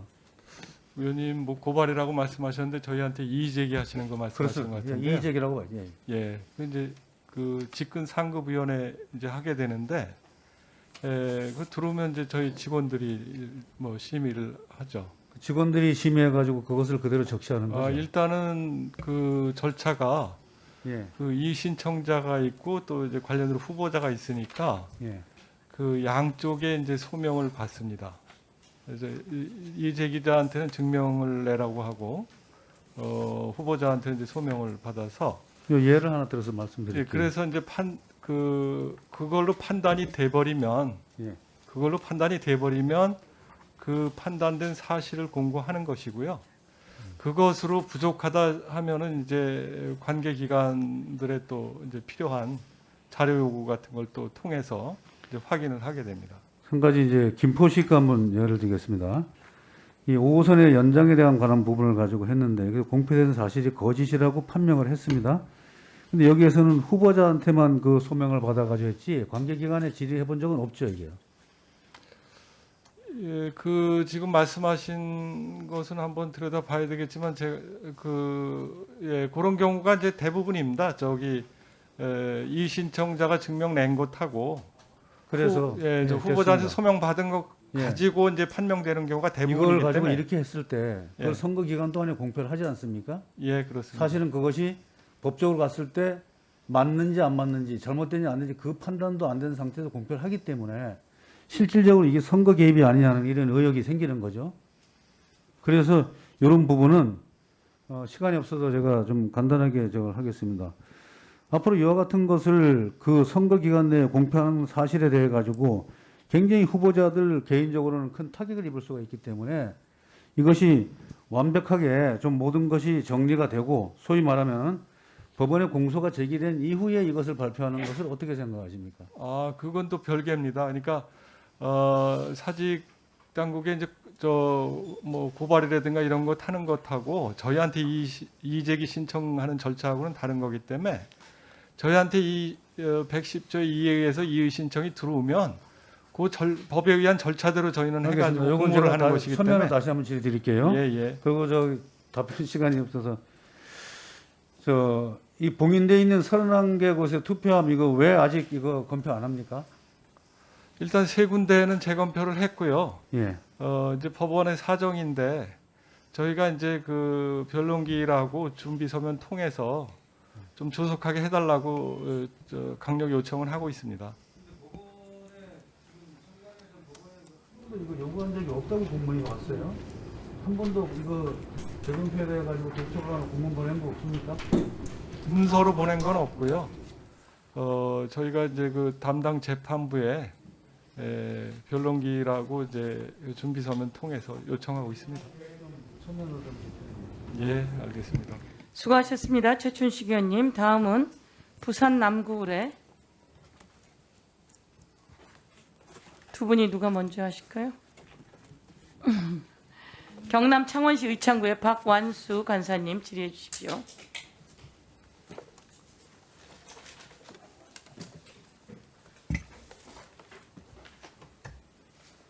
경찰청장님, 예. 그 대장동 수사와 관련해 가지고 경찰이 독자적으로 수사를 하는 겁니까? 검찰하고 그 역할 분담을 한 겁니까? 지금 상호 협의를 통해 가지고 서로 협의하는 거는 알겠는데 중점 수사 분야를 좀 한번 좀 나눈다기보다는 그 서로 수사 상황을 공유하면서 중첩되지 않고 충돌되지 않은 쪽으로 이렇게 좀 협의를 계속 해 나가고 있다고 봅니다. 경찰이 수사가 제대로 안 되고 검찰도 그 본체에 대한 수사는 겉돌고 있고 하기 때문에 국민 여론조사한 거 아시죠? 대장동 수사 잘못하고 있다고 답변한 국민이 70%입니다. 이 중에 민주당 지지자도 잘못하고 있다는 게 48%예요. 거의 절반이나 가깝습니다. 민주당 지지자만 해도. 이러니까 우리 당에서 특검을 요구하고 있고 국민의 뜻을 따라서 특검을 해서 정확하게 밝혀야 된다고 하는 거죠. 경찰이나 검찰이 제대로 수사하면 왜 이런 국민들의 뜻이 나오고 우리 당이 왜 요구하겠어요? 우리 청장님 특검 요구할 생각 없습니까? 경찰 스스로 이 특검을 자청해야 되는 거 아닙니까? 이 수사도 제대로 안 되고 있는데. 지금 경찰도 지금 몇 개월 동안은 뭐 경찰이 한 게 결과적으로 나온 게 뭐 수사 진척된 게 뭐 있나요? 참. 아니 국민만 보고 간다는 경찰이 지금 국민을 보고 가는 게 아니잖아요. 장관님, 그 이재명 전 도지사가 퇴임 하루 전에 일산대교 무료화를 공익처분이라는 이름으로 했습니다. 그래서 사업자 지정을 취소해가지고 일산대교 무료화를 시켰어요. 이것은 경기도 일방적인 처분입니다. 민자사업이라는 것은 상대가 있는 것이고 민간투자법에 의해서 법령에 의해서 이루어진 일들이거든요. 그런데 경기도지사가 일방적으로 공익처분이라는 이름으로 이 무료화를 갑자기 시행을 했는데 이것은 보상 절차를 밟아야 된다는 걸 전제로 한 겁니다. 그렇죠? 제가 볼 때는 이 일산대교 무료화 부분은 첫째는 이게 과연 공익처분 조건에 맞는지 안 맞는지, 만약 공익처분 조건에 안 맞으면 민투법에 의한 법 위반 사항입니다. 공직자가 고의 과실로 위법 행위를 한 경우에는 배상 책임에 있는 것이죠. 만약에 적법한 그 공익처분 조건을 갖춰서 적법하게 했다 하더라도 이것은 정당한 보상을 해야 되는 것이고 정당한 보상을 해야 되는데 이것을 경기도민의 세금으로 하기 때문에 수익자 부담 원칙에 어긋나는 겁니다. 그런데 두 번째로 이 지금 적법하다고 하더라도 앞으로 이제 국민연금공단이 여기에 대한 집행 정지와 소송 제기를 했기 때문에 할 것이기 때문에 경기도가 비용 부담을 예상하는 것도 2천억 수준이고 국민연금이 요구하는 비용은 7천억 원입니다. 그럼 이 갭이 굉장히 크면 나중에 이제 최종적으로 사업적 판단에 의해서 결정이 되겠지만은 이렇게 되는 경우에 결국은 도지사의 일방적인 결정으로 경기도에 엄청 수천억에 대한 비용을 부담을 시키는 결과를 가져오거든요. 그렇게 되면 도민들에 대해서 하나의 배임이 될 수가 있는 것이고 다음으로 또 전국 모든 민투 사업 자체가 이런 식으로 그러면 전국의 수많은 민간 투자 사업을 이 경기도 일산대교처럼 공익 처분으로 해서 사업자 지정을 취소하고 무료화시켜 버리면 앞으로 민간 투자 사업이 이루어지겠습니까? 민투법이 이 효과가 있겠습니까? 무력화시키는 거죠. 그리고 이것도 사태 하루 전에 그럼 경기도 지사할 때 이때까지 이걸 모르고 있었던 것도 아니고 하루 전날 이런 처분을 했다는 것은 자기는 사퇴하지만은 경기도민들에게 수천억의 재정을 부담시키는 행위예요. 이것도 저는 적절하지 않는 것이고 행안부에서 앞으로 이런 민선 자치단체장들의 표를 얻기 위한 법을 어기고 이 법은 아니더라도 무리한 계약 조건을 어겨가면서 이렇게 하는 처분에 대해서 민간 투자 사업 질서를 무시하는 건데 이 장관님 이거 앞으로 이거 어떻게 다 감당할 겁니까? 제가 일산대교 통행에 대해서 이제 행안부 장관으로서 그 실질적인 필요성이나 문제점을 검토한 것은 아닙니다만은 다만 그 과정에서 제가 이 일산대교 통행에 대한 유료는 상당히 문제가 있다고 저도 생각을 했었습니다. 그러니까 뭔가 그러면 시정 협상을 조치가 통해서 해야 되는 것이 시정 조- 일방적으로 예, 맞습니다. 일방적으로 상대를 무시하고 국민연금도 결국은 우리 국민들의 노후 자금을 관리하는 공적 기관이에요. 예, 제가 말씀드렸습니다. 아무튼 그 통행료 부분은 좀 문제가 있다고 생각하는데 그걸 어떤 방식으로 해결할지에 대해서는 저는 뭐 논의도 필요하고 경기도가 계약한 겁니다. 그것도 수용한 거죠. 무리하고 뭐 통행료가 어떻게 됐다 그것은 경기도가 다 수용해서 계약 행위를 한 것이죠. 아무튼 그런 부분인데 일단 경기도에 그런 행정명령 처분, 공익 처분이 있었습니다. 있고 아마 관련되는 당사자가 상당한 이의를 현재까지는 언론상에 나왔습니다만 정식은 아니고 또 제기를 하고 있다고 하니까 그 부분에 아니 그럼 대한 장관님, 판단은 장관님, 별도로 주어지고 지금 장관님 그런- 그럼 국민연금공단이 손해를 보면 그것은 우리 국민들의 노후 자금의 그 기금이 손해를 보는 것이고 경기도가 손해 보면 이재명 도지사가 도민들에게 배임 행위를 한 것이고 어느 쪽이에요? 그러니까 통행료에 대한 또 그 손해라기보다도 불이익이 있었던 부분이 있거든요. 불편함이 있었던 부분이 있는데 어디에 그 이 균형점을 찾아야 될지에 대해서 제가 말씀드린 대로 논의가 필요한데 일단은 처분이 있어서 이 부분에 대한 이의나 또 이런 판단이 있으리라고 생각을 합니다. 그리고 이것은 통행하는 사람들이 수익자 부담 원칙에 의해서 부담하는 거예요, 장기적으로. 그런데 이걸 전체 경기도 도민들의 일반적인 세금으로 상환을 해버리면 경기도가 다른 사업에 도민의 복지를 위해서 투자해야 될 기회비용을 잃게 되는 거예요. 여기에 대해서도 하루 전날 했다는 것은 저는 도지사로서 공직자로서 기본 자세가 아니다 나는 생각하거든요. 예, 아무튼 말씀드린 대로 형식적으로는 이게 이제 경기도 소관 업무가 맞습니다. 그러니까 그 적정성에 대해서는 또 판단 또는 논의가 되리라고 생각합니다. 수고하셨습니다. 박한수 의원님. 다음은 부산 남구의 박재호 의원님 질의해 주십시오. 뭐 장관님 또 뭐 다 우리 청장들 청장님 다들 수고 많습니다. 오늘 뭐 여러 가지 정치적 질의에 답변하신다고 수고 많으시고 또 국감이 올바른 국감이 되기 위해서 여야가 노력을 많이 하니까 그래 좀 이해해 주시면 고맙겠습니다. 우선 화면을 한번 보시죠. 장관님 이 서울 논현동에 상가 분양가는 1층하고 지하층하고 5배의 차이가 나거든요. 그런데 서울 논현동 상가의 재산세는 1층하고 지하층하고 520원의 차이 안 납니다. 요거는 잘못 나는데 요거는 지하층이고 그다음에 방배동에 상가 건물 재산세 부과 현황 이래 보시면 요래 비죠. 그래서 이게 장관님 이게 이제 건물의 넓이에 의해서만 결정이 되는 것인데 층별 효용도와 임대료 수준 등이 실제 가치를 반영하지 못한다는 비판이 나올 수밖에 없거든요.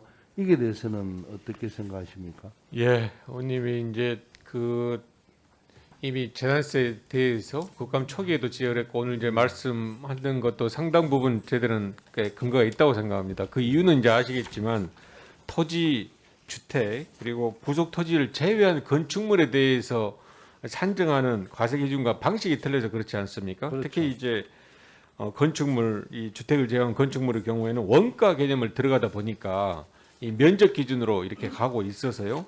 결론적으로 말씀드리면 이 부분에 좀 문제가 있다. 특히 이제 오피스텔 같은 경우를 우선적으로 해서 저희들이 제도 개선을 해서 22년부터 적용을 일단 하고 나머지 부분에 대해서도 오늘 지적하신 대로 문제가 있는 거에 대해서는 제도 개선할 예정을 가지고 있습니다. 예, 그래 좀 해주시고요. 예. 그리고 지난해 이현주 의원님도 지적하신 사항인데 조금 또 개선되지 않아서 다시 한번 지적해 보는데요. 민주화운동 보상심의위원회가 2000년도에 신설이 되어서 민주화운동 관계자를 심사했고 이 중에 이제 뭐 복직 권고도 했고 이래 했는데 뭐 사기업은 어쩔 수 없다는 건 알아요. 그래서 저희들이 이제 공무원 하신 분들 공무원들은 어떻게 됐느냐 왜 불수용됐는지 확인하려고 했는데 행안부 답변이 참 제가 생각했던 것보다 이런 자료가 하나도 없다. 기간이 축소되어 오는 과정에서 기존 자료가 분실되었고 새로 만들려고 하면 10년도 더 지난 수기 공문들이 나라 기록관에 이관되어서 자료 작성을 위해서 수개월이 필요하다. 이렇게 이야기를 하는 거 보고 행안부가 이거는 좀 잘못 알고 있다. 뭐든 이런 기록물은 좀 남겨놓고 갖고 있어야 되거든요. 그래서 이 행안부가 좀 늦더라도 뭐 여러 가지 이런 문제를 좀 불수용 현황을 파악해서 왜 이랬는지를 알아놔야지 다음에 또 다른 이런 일이 있을 때 우리가 활용할 수 있거든요. 거기에 대해서 좀 장관님 책임지고 좀 한 번 더 훑어봐 주시죠. 예, 기록으로 남겨야 된다는 것에 공감하고요. 남기는 거 이상에 물론 이게 민간의 부분이어서 복직이 잘 안 되고 있지만 그럼에도 계속적으로 공고하고 네. 그게 시행되도록 그러니까 기록 이상의 노력을 해야 된다고 생각합니다. 예, 그래 좀 해주시고요. 경찰청장님, 예. 제가 전번 국감 때 건설 현장 불법 행위 태스크포스 설치했습니까? 예, 그 관련해 가지고 국무조정실 주관으로 경찰청, 국토교통부와 그 4개 부처가 협의체를 구성해서 중점, 특히 불법 행위가 좀 심한 그 중점 공사장에 대해서는 우선적으로 좀 깊이 있게 정밀하게 수사하고 조치를 예, 하여간 이 예. 문제는 확실하게 좀 해주시고 저희한테 수시로 보고 좀 해주십시오. 예, 알겠습니다. 그리고 청장님, 어린이 통학버스 특별 보호 규정에 대해서 알고 있습니까? 예, 어린이 수송버스에서 성하차게 해줄 때는 그 진행 방향 또는 맞은편 차량이 일시 그렇죠. 정지. 예, 예. 그런데 이게 운전사들도 잘 모르고 운전자들도 예. 또 경찰의 단속도 거짓 없습니다. 그래서 이 법 자체가 뭐 유명무실할 정도로 돼 있는데 잘 알고 계시죠? 예. 이걸 어떻게 이걸 다시 좀 더 활성화시키는 방안이 뭐라고 생각해요?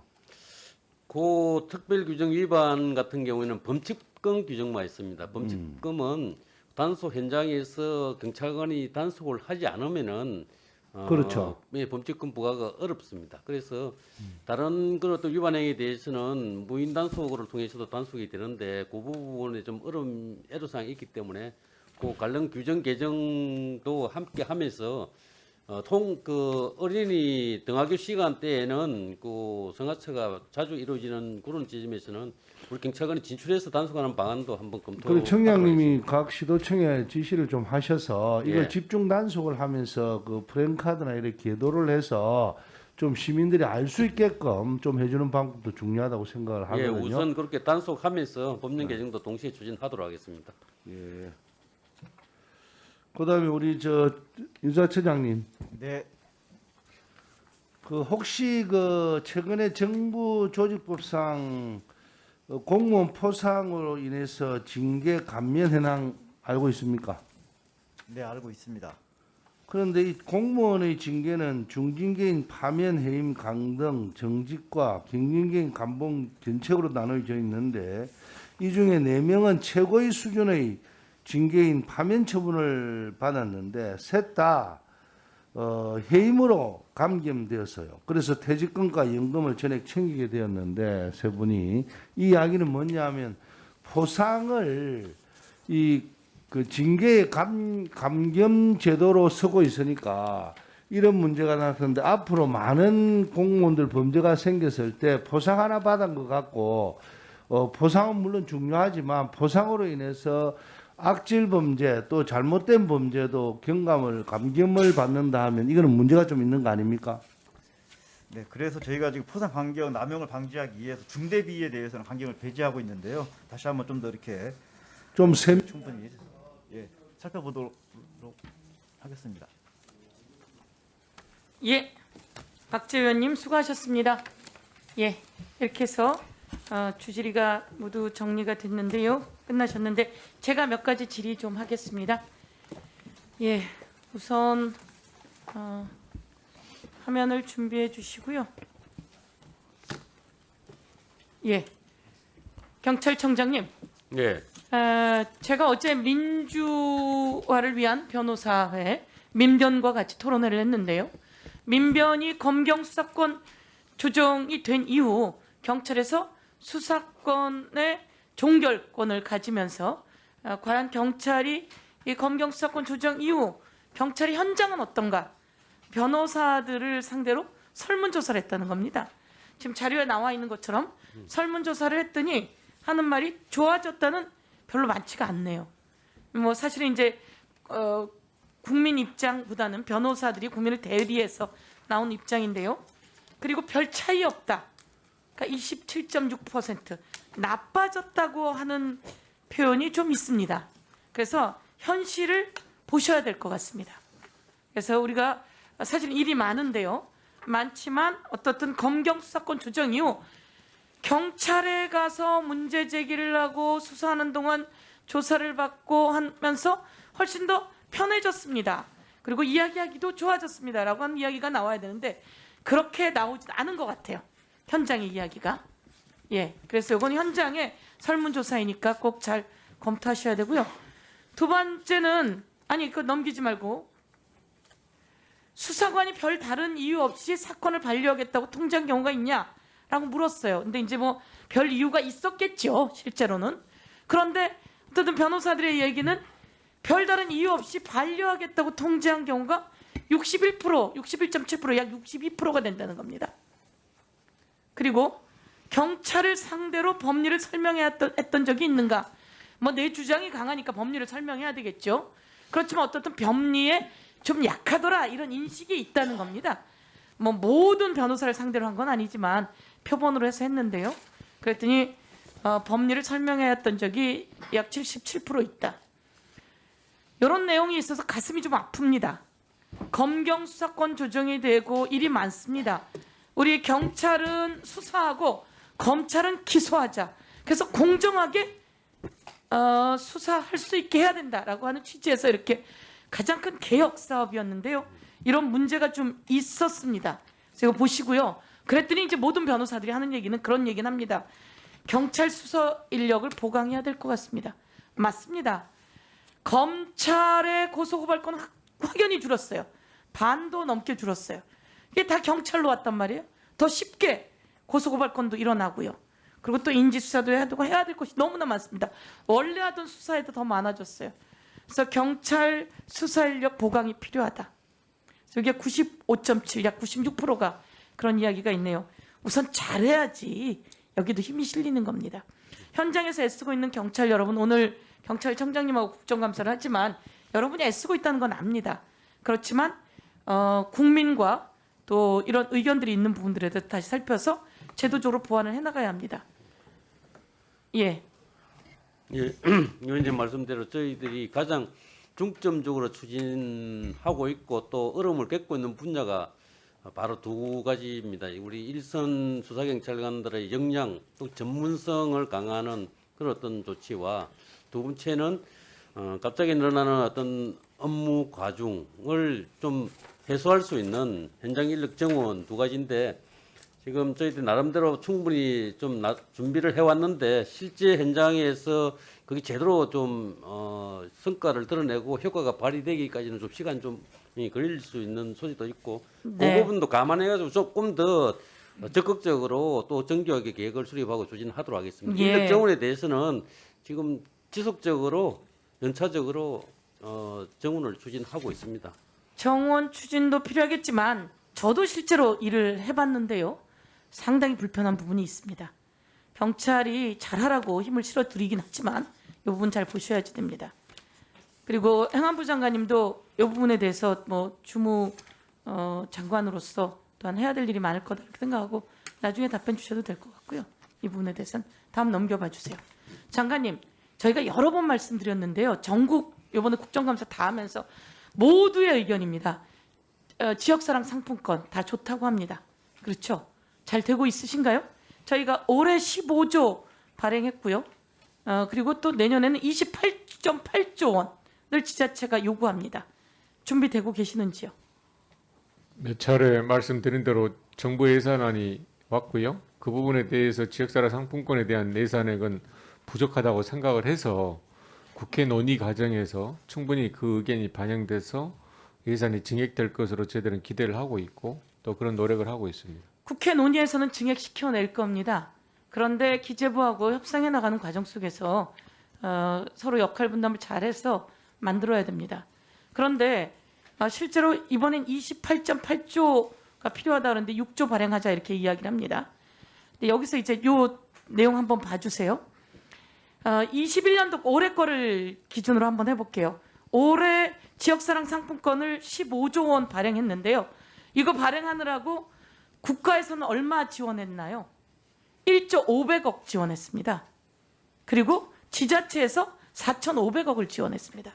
여기 보면 그래서 실제로는 10% 활용 비용인 1.5조 원을 국가하고 지자체가 냈지요. 15조를 한 게 아니라 1.5조 원. 그렇죠? 그거를 국가하고 지자체가 지원한 겁니다. 국가는 1조 500억밖에 지원을 안 했어요. 이 논리로 한 번 더 말씀을 해주셨으면 하는 건데요. 실제로 15조 원 발행 중에는 국민들이 갖다가 낸 돈이 13.5조 원인 겁니다. 국민 돈 13.5조 원이 붙어서 사실은 15조 원인 거지. 국민이 13.5조 원을 내는데 그래서 두 개를 합치니까 15조 원이 됐어요. 그럼 이 15조 원은 벌써 발행된 거기 때문에 국민은 돈을 넣었어요. 지자체 금고에 들어가 있습니다. 이자가 나옵니다. 지자체 금고에서 이자가 불어납니다. 15조 원이 들어가 있으니까. 그리고 난 다음에 이 15조 원을 다 썼다고 합니다. 다 썼다고 하면 부가세가 얼마가 나옵니까? 장관님. 부가가치세. 예, 여기 10% 나와 있네요. 10%. 그러니까 1.5조 원이 다시 나라로 해서 갖고 가는 거죠. 국가는 1조 500억 내고 1.5조 원을 갖고 갑니다. 1조 5천억. 아, 이렇게 남는 장사가 어디 있습니까? 국민은 다 좋다는데. 국민이 당신 돈 13.5조 원 내고 그리고선 좋다고 하셔요. 국민은 10% 할인받아 좋고 나라에선 나중에 10% 부가가치세 들어와서 좋고 그리고 국민은 다 좋아하고 경제는 살아나고 소상공인은 다 좋다고 하고 그런데 왜 기재부는 정신을 딴 데다 두고 있느냐라고 하는 말을 하고 싶은 겁니다. 해서 대통령께도 좀 말씀드려서 좀 할 수 있게 하면 국민이 다 살아나는 경제 마중물입니다. 이게 어제 경기도 상인회에서 10,000명 서명했다고 갖고 왔더라고요. 자신들이 살아나는 주요한 일인데 좀 해달라고. 그렇게 말씀드리고요. 제가 한 가지만 더 하겠습니다. 뒤로 좀 넘겨주세요. 다 넘겨주시고요. 요거 하나만 봐주세요. 우리 행안부 지원금 신청 안내 귀하는 국민지원금 신청 대상자에 해당하므로 온라인 센터에서 지원하기 바랍니다. 이렇게 써 있네요. 장관님. 저렇게 문자 보내셨죠? 지금 상생지원금 말씀하시는 거죠? 그렇죠. 예, 그렇습니다. 예. 아니 행안부는 저런 거 문자 안 보내신다면서요. 국민 비서가 하지.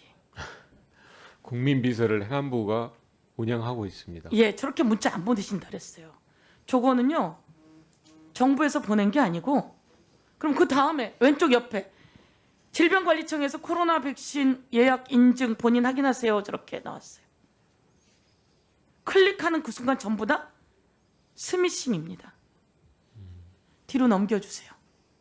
그것도 넘겨주세요. 네, 제가 하고 싶은 말.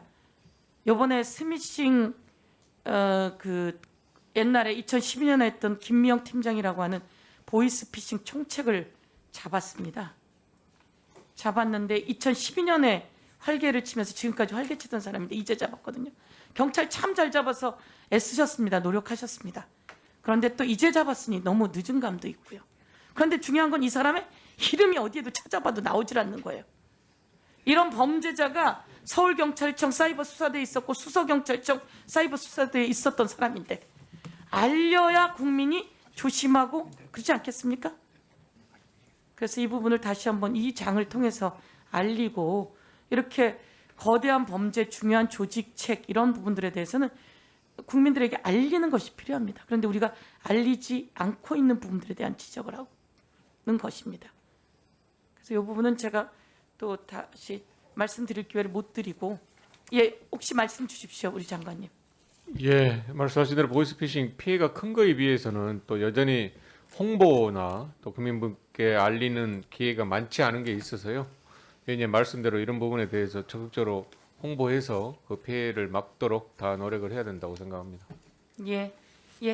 그러면 주질의를 이렇게 마치고 다음은 보충 질의로 이어가도록 하겠습니다. 보충 질의는 여야 합의회에서 5분으로 하겠습니다. 먼저 충남 천안시의회 박안주 의원님 질의해 주십시오. 네, 장관님 수고하시는데요.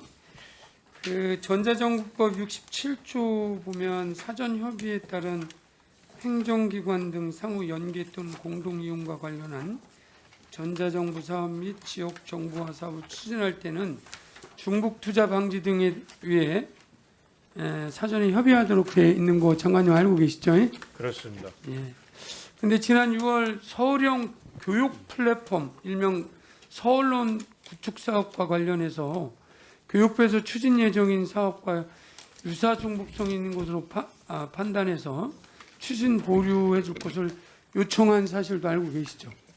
예, 6월 30일 날 그렇게 그렇습니다. 했습니다. 공문에 보니까 6월 30일에 추진 보류를 통보했음에도 불구하고 이러면 통상적으로는 절차에 따라서 추진 보류하고 검토 결과에 대한 소명 뒤 재신청을 한다는 것이 일반적 과정인데 서울시는 일반적인 과정을 무시하고 어떤 소명도 없이 그냥 정부와 사업 일부를 서울론으로 사업을 추진하는 것을 확인하는데 자꾸 이렇게 하는 건 적절치 않다라고 보는데 우리 뭐 아무리 시장 서울시 오 시장님의 역전 사업이라고 해도 절차 이런 부분들을 지켜서 사업을 추진하는 게 맞죠. 그렇습니다. 저희들이 그렇게 이야기했던 것은 이게 상당한 유사 중복성이 있다. 그래, 의원님 이야기하신 대로 전자정보법에 따른 사전협의 절차 규정에 따른 거거든요. 그러니까 그렇죠. 저희들로서는 저희들의 그 추진 보류 의견을 잘 참작했으면 좋을 것 같고요. 앞으로도 이런 규정을 안 지키고 다 지자체가 이런 어겨가면서 하면 정말 굉장히 중국 투자. 그래서 뭐 행안부에서는 투용자 심사도 따로 절차를 갖고 하는 건데 잘 지도해 주시기 바랍니다. 자, 우리 저기 경찰청장님. 예. 도시 주차난 해소 일환으로 거주지 우선 주차구역제도 운영하고 있는 거 아시죠? 예. 그거는 현행 교통법에 따르면 횡단보도 10m 이내, 도로 위 설치된 안전지대 사방 10m 이내, 소방용수 시설 또는 비상 소화장치 설치 장소 5m 이내에는 주정차 금지돼 있죠. 예. 현행법이에요? 예, 그렇습니다. 현행교통법에 그렇습니다. 예, 예.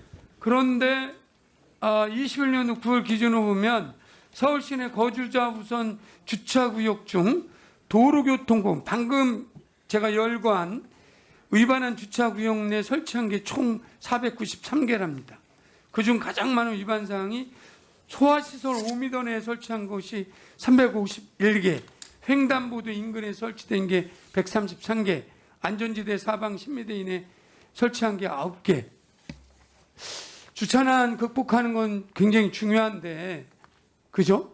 법을 네. 위반하면서까지 이렇게 하는 것은 좀 해결해야 될 문제라고 보는데, 그래서 기왕에 서울자치경찰위원회 주 시책으로 설정해서 서울시 경찰청 자치경찰위원회와 좀 협의해서 예. 이 위법상을 해소하는데 우리 경찰청이 좀 나설 그냥 하셔야 되거든요. 현행법 위반이거든요. 예, 그렇습니다. 그럼 조치를 하세요. 이거 하여튼 실태 파악하고 점검해가지고 전국적으로 좀 한번 좀 개선 방안을 검토하도록 하셔야 됩니다. 예. 아무리 좋은 편익을 위해서라도 아니면 뭐 법에 예외를 야간 시간 예외를 둔다든지 어떻게 해서라도 합법적으로 운영될 수 있도록 잘 협의해 주셨으면 좋겠습니다. 예. 다음 우리 지방공기업 평가를 보면요.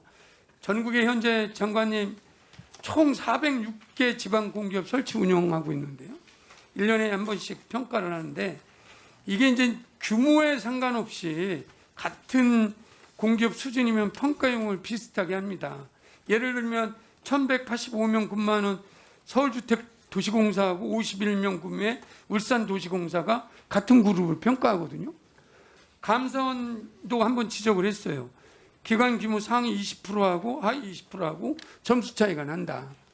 그리고 실제로 기재부 공기업 평가 기관을 보면 공기업 1, 공기업 2로 해서 300인 미만 이상 이렇게 해서 별도로 그룹을 하는데 좀 이거 공정한 방법으로 좀 내시라 한번 들여다 보셨으면 좋겠는데.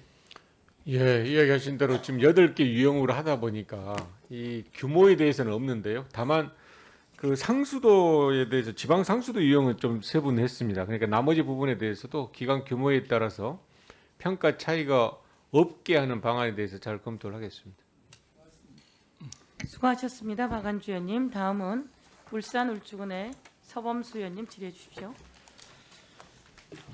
서범수입니다. 그 경찰청장님, 예. 지난번 또 여쭤봐야 되겠습니다. 오세훈 시장 그 TV 토론에서 파이시티 관련 발언이나 보수단체 집회 참석 발언을 이유로 해서 저는 당연히 그때도 여쭤봤지만 이재명 전 지사의 관련 대부분 판례에 따르면 당연히 불기소 처분할 줄 알았다. 그런데 기소 의견으로 처분을 하셨습니다. 그래서 결과가 어찌 나왔습니까? 검찰에서는 당연히 이 판례에 의해서 불기소 처분을 했습니다. 그렇죠? 예. 저는 아까 우리 청장님께서 자기 신상 관련해서 나오니까 조금 불편해 하시던데 저는 실제로 이런 부분에 대해서 정말로 부끄럽게 생각하고 자존심 상해야 된다. 청장 입장에서는. 안 그렇습니까? 이게 다시 근거를 왜 기소를 했느냐 근거를 내세요. 내가 가타부터 묻지 않겠습니다. 또 이상한 이야기를 하겠죠. 근데 누구나 봐도 좀 상식이 통하는 경찰 수사가 돼야 된다. 는 말씀을 좀 드리고 싶고요. 그 다음에 아까 우리 박한수 의원님께서도 잠시 말씀을 하셨지만 지금 대장동 게이트 관련 경찰 수사를 보면요. 좀 빠르고 국민이 궁금해하는 수사 결과를 내줘야 되는데 그렇지 않고 늘상 변죽만 올리고 있습니다. 용산서에서 있다가 경기 남부청으로 보냈습니다. 경기 남부청에서는 다시 경무관을 단장해서 62명을 학대 재편했습니다. 그리고 그래서 청장님 그래서 지금 뭐가 나온 겁니까? 그리고 포렌식 아니 휴대폰 포렌식 하는 거 당연히 수사 진행 과정인데 또 포렌식 한다고 포렌식 곧 시작할 겁니다라고 또 언론 보도를 내요. 이게 중요한 게 아니지 않습니까, 청장님? 국민들이 중요하게 생각하고 있는 알고 싶은 건 수사 결과 과연 관련이 있느냐 없느냐, 배임이냐 아니냐 이 부분을 지금 궁금해하는데 경찰은 전혀 진행 상황이 없어요. 청장님, 검찰하고 협조가 잘 됩니까 지금? 어떻습니까? 예, 뭐 수시로 역할 긴밀하게 분담이라도 합니까? 협의를 하고 있고 긴밀하게 협력을 해서 그래 그 포렌식 휴대폰에 대해서 가로채기 당합니까? 검찰하고 경찰하고 역할 분담을 하고 있습니까? 이 수사에 대해서 어떻게 생각합니까? 어떻습니까? 몇 번 만나셨다면서요? 역할 분담과 관련해 가지고 지금 논의를 지금 하고 아직도 있습니다. 논의하고 있습니까? 검찰은 쑥쑥쑥 빠져나가는데 지금 경찰은 전혀 진전을 안 하는데 그러면 하나 여쭤봅시다.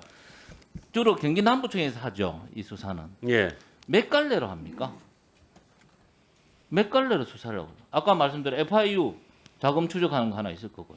몇 갈래로 합니까? FIU 쪽을 저희들이 주력을 하고 있고 예. 기타 고발 사건 중에서 그걸 몇 갈- 각상도 각상도 의원 관련된 의원. 거는 저희들이 송치를 했습니다. 송치 송치를 요구에 했고. 의해 가지고 예. 또 그다음에 뭘 나머지 경찰에서 좀 주로 주안점을 두고 있는 게 뭡니까? 추가적으로 고소 고발된 사건 등 포함해 한 7건 정도를 지금 그 수사 진행하고 있습니다. 수사 진행을 합니까? 예. 무슨 내용인가는 못 알려주시겠죠 여기서.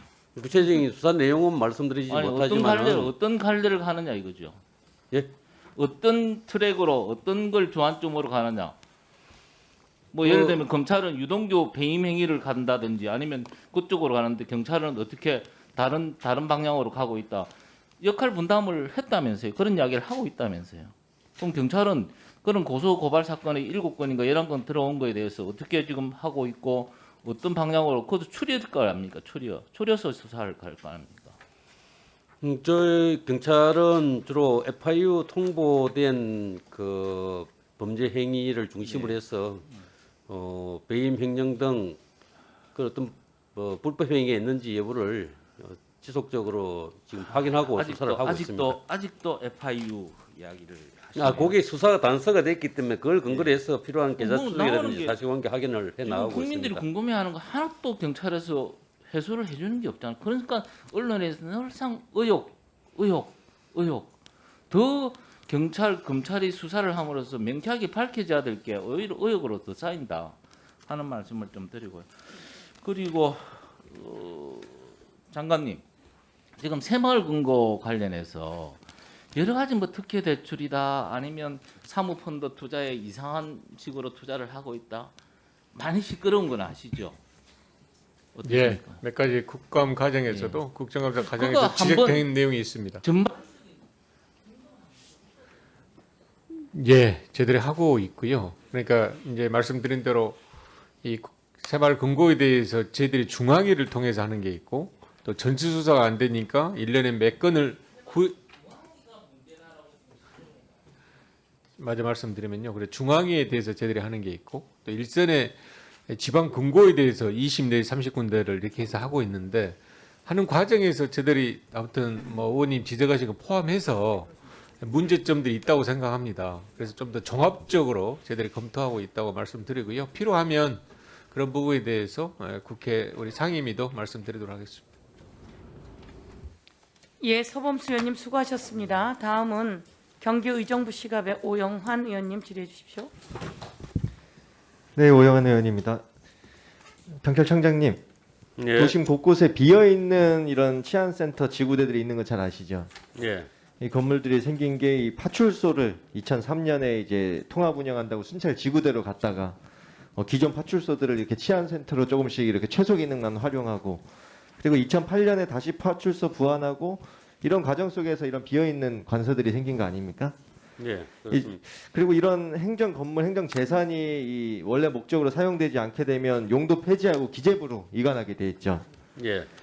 그런데 아직까지도 전국 17개 시도의 일부 시도에는 이런 용도 폐지된 비어 있는 지구대 치안센터 건물이 이렇게 이관되지 않고 해당 시도에서 보유되고 있는 경우가 많이 있는데요. 뭐 서울의 3곳, 충남, 충북 이렇게 한 곳씩 뭐 주거용으로 대부 중인 곳도 있고 아예 비어 있는 곳도 있습니다. 그런데 방금 5군데를 말씀드렸는데 그 외에도 굉장히 다수가 있는 것으로 이렇게 파악이 됐거든요. 이게 집계나 정확한 이런 통계 확인조차 되지 않고 있습니다. 장관님께도 좀 말씀을 드려야 될 텐데요.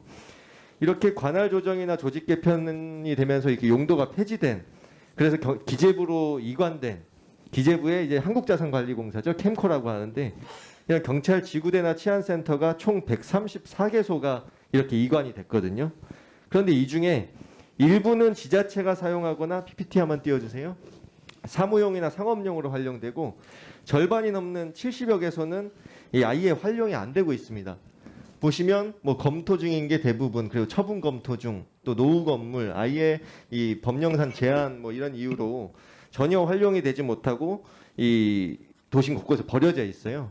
네, 언론 보도에도 나왔는데 지금 다음 장도 넘겨보시면 곳곳에 이 경찰 내부 자산 뭐 이런 것들, 물론 뭐 이 심각한 이런 자료들은 아니겠지만 한 장 더 넘겨주시고요. 뭐 이런 이 기자들이나 언론 입장에서 봤을 때는 굉장히 경찰 측에서도 그냥 방치하고 버려두고 갔구나 이렇게 이해되고 활용되지 못하고 이렇게 느껴지는 게 많은데요. 문제는 이렇게 기재부에 이관되지도 못하고 지자체가 활용하지도 못하고 그 수조차도 정확히 파악조차도 되지 않은 그런 건물들, 경찰 관서들이 많이 있는 것으로 좀 이렇게 파악이 되고 있습니다. 이 같은 문제는 이 건물들 소유권이 이 정부나 그리고 지자체 그리고 경찰청 뭐 제각각 나눠져 있다 보니까 이 행정 승인 절차가, 처분 절차가 굉장히 복잡하다고 해요. 이 문제를 하고 이게 활용 용도를 제대로 찾지도 못하고 도심 곳곳에 있는 그런 흉물이 돼버린 이런 건물들을 시민들은 여전히 과거의 경찰 관서였기 때문에 이 경찰서가 비어 있다, 우리 동네 경찰서 비어 있다, 오히려 그리고 이 치안에 체감되는 효과가 좀 저하되는, 왜냐면 저희 의정부 지역구에서도 그런 건물이 있는데 그런 느낌을 받는다 이런 말씀도 있거든요. 먼저 장관님, 먼저 행정안전부 장관께서 먼저 할 수 있는 조치로는 이 지자체가 보유하고 있거나 아니면 파악조차 되지 않고 있는 그런 비어 있는 지구대, 현재까지 정확하게 파악이 안 되고 있는 것 같은데 전수조사가 속히 필요하고, 이렇게 이 지자체가 보유되고 있는 것으로 확인되면 기재부로 속히 이관하는 노력이 먼저 필요할 것 같고요. 그리고 이렇게 비어 있는 경찰서들의 복잡한 문제를 좀 총체적으로 해결을 하려면 결국은 부처 간 협의가 신속하게 이루어져야 된다 이런 생각이 들거든요. 물론 이게 뭐 기재부 소관에 뭐 넘어가 있는 이관되어 있는 건물들도 있지만 그렇지 않은 건물들도 정확히 파악을 해야 되니까요.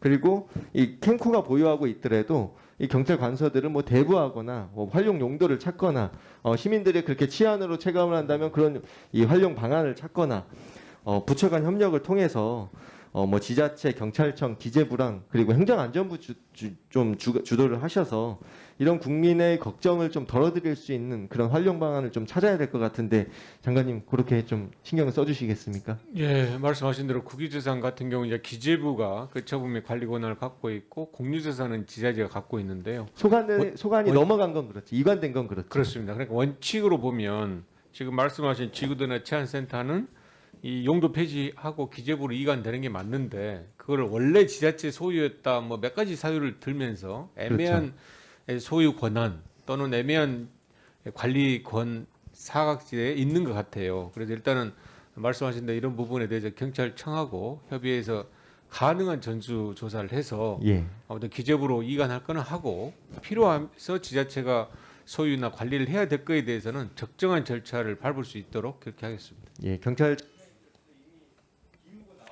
그 이후에 시민들이 거기에 대해서는 여전히 문제 단서를 인식하고 체감하는 경우가 있기 때문에 그 후속에 있어서의 뭐 시민들이 어떻게 체감하는지도 후속 관리를 조금 신경을 써주시는 노력이 필요하지 않을까 이렇게 생각합니다. 예, 경찰청도 그 해당 그 관리 이전되었다 하더라도 캠프라든지 해당 지자체 그리고 경찰 지도 경찰청이 함께 빠른 시간 내에 문제를 갖다 해결할 수 있는 방법을 강구하도록 이렇게 노력하겠습니다. 오영환 의원님 수고하셨습니다. 장관님 이런 거 한번 여쭤볼게요. 그 경찰청은 국유 재산이잖아요. 그렇습니다. 그런데 공유지가 그 법에 의해서 공유지가 생겼어요. 근데 1980년도에 지어진 경찰서예요. 1970년도에 지어진 경찰서예요. 근데 공유지법에서 지자체 땅에 지어져 있어요. 이거 지금 오래돼 갖고 새로 지어야 돼요. 지을 수 있어요, 없어요? 그러니까 단답으로 하는 것보다는요.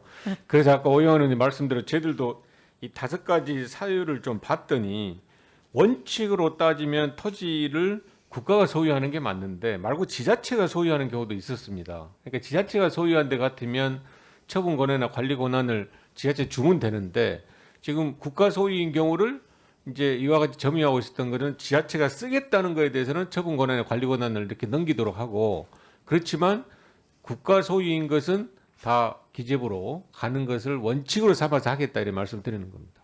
그러니까 경찰서가 거기 있단 말이에요. 새로 지어야 되는데 못 지어요.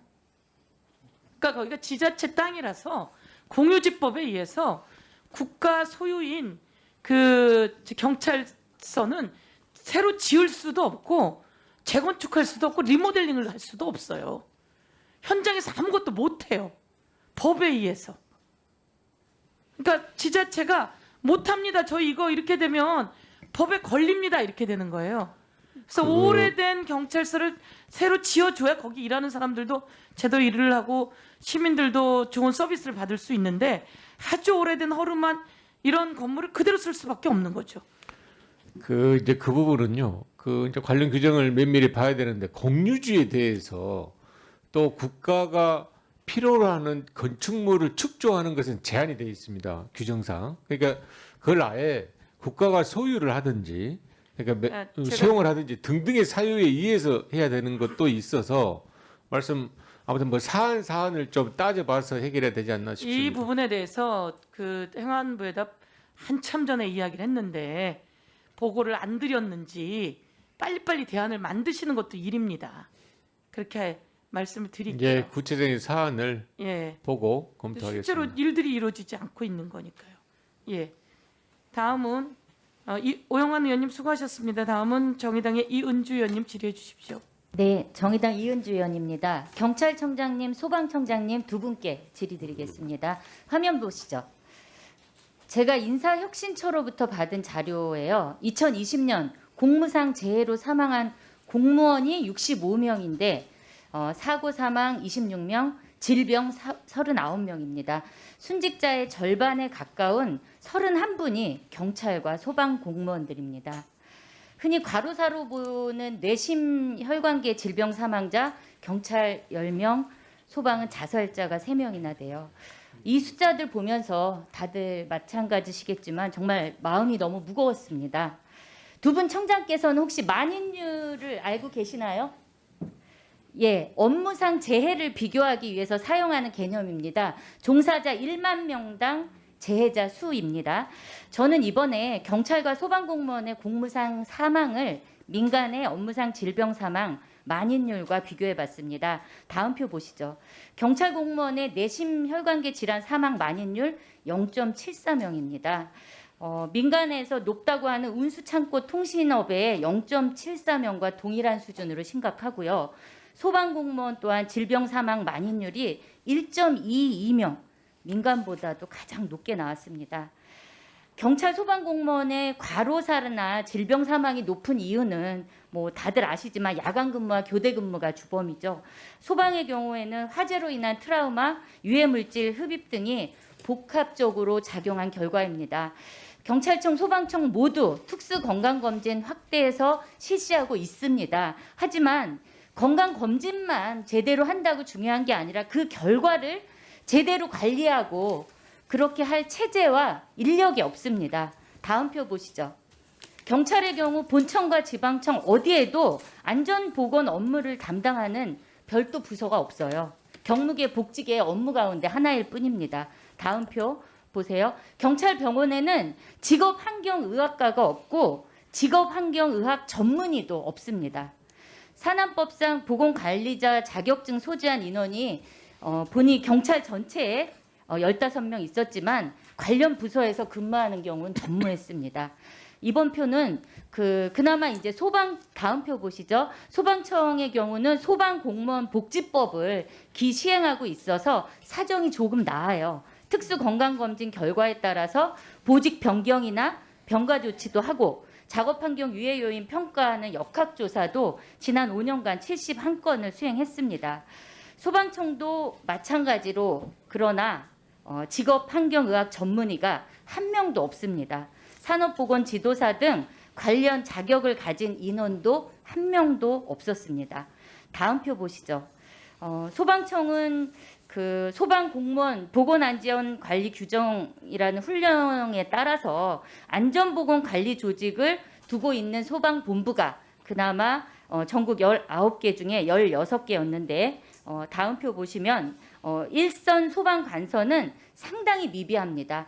226곳 중에 36곳만 설치되어 있습니다.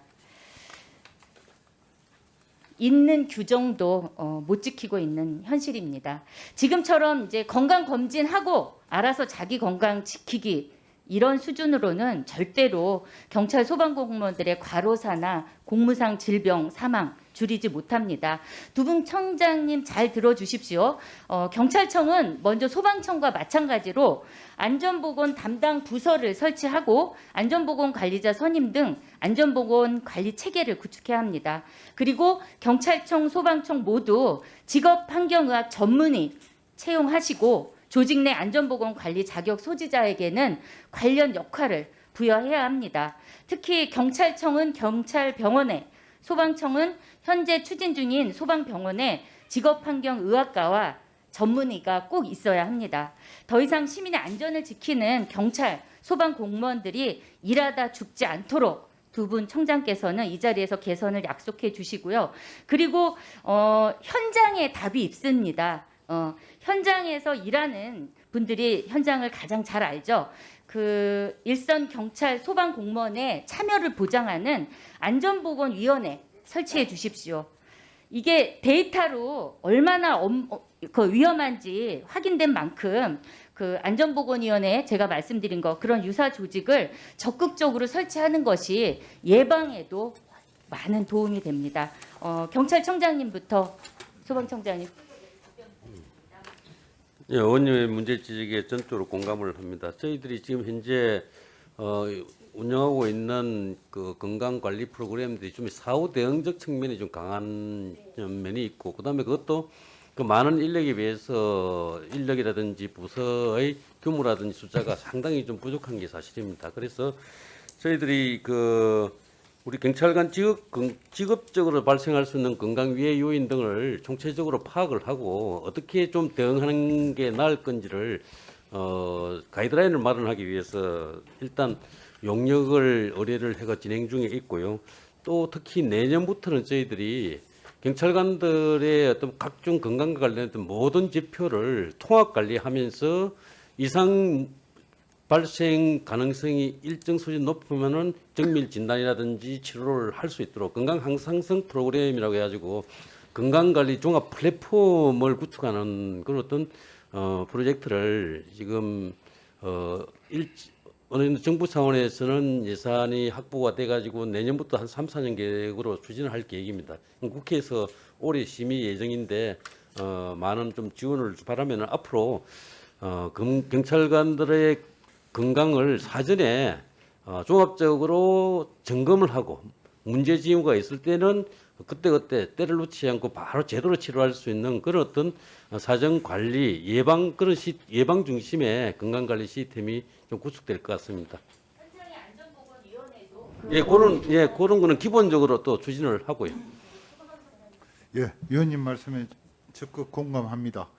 그리고 2024년에 소방병원이 설립되면은 좀 체계적으로 될 겁니다만은 그 전까지는 그 마음 건강이나 저 직업성 질병에 대한 역학조사 등을 강화하고 그 위원님께서 말씀하신 그 직업 환경과학과 그는 소방병원에 설립하고 전문의 채용은 청에는 가능합니다. 근데 시도까지도 노력해 보겠습니다. 그리고 안전보건위원회는 현장 대원들을 포함하여 구성하도록 하겠습니다. 예. 수고하셨습니다. 이은주 의원님. 다음은 경기 광명시의회 양기대 의원님 질의해 주십시오. 네, 경기 광명의회 양기대 의원입니다. 진실화해위원회 위원장님께 질의드리겠습니다. 위원장님, 위원회의 여러 활동 중 특히 전두환 씨의 경우 시민 학살에 대한 사과가 이루어지지 않아서 그에 대한 인권 침해에 대한 조사가 여전히 진행 중이죠? 예, 그것은 이제 저희보다는 5.18 진상규명위원회가 좀 더 적극적으로 하고 있습니다. 뭐 아무튼 같이 하고 있다고 생각합니다. 그런 와중에 국민의힘 대선 경선 후보인 윤석열 전 검찰총장이 지난 19일 전두환 대통령이 군사 쿠데타와 5.18만 빼면 잘못한 부분이 있지만 그야말로 정치를 잘 했다고 말하는 분들이 많다라고 주장해서 공분을 사고 있는데 그것도 알고 계시죠? 예, 알고 있습니다.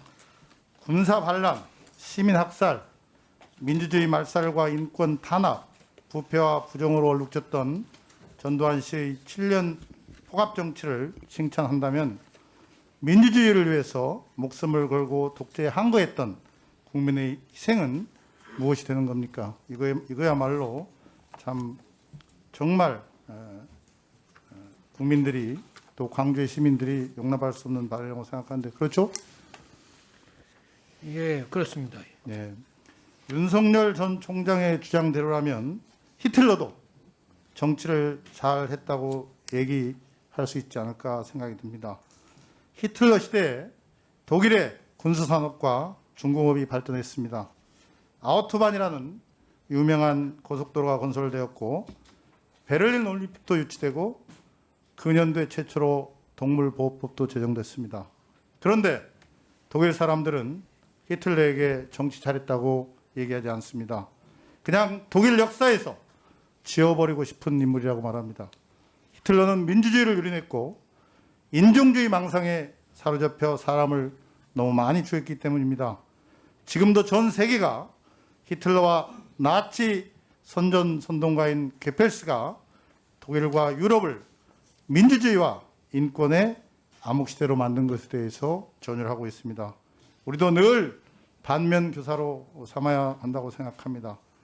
인권과 생명은 그 어떤 물질적 가치로도 비교할 수 없기 때문에 히틀러가 어떤 성과를 냈든 그는 단죄의 대상일 뿐입니다.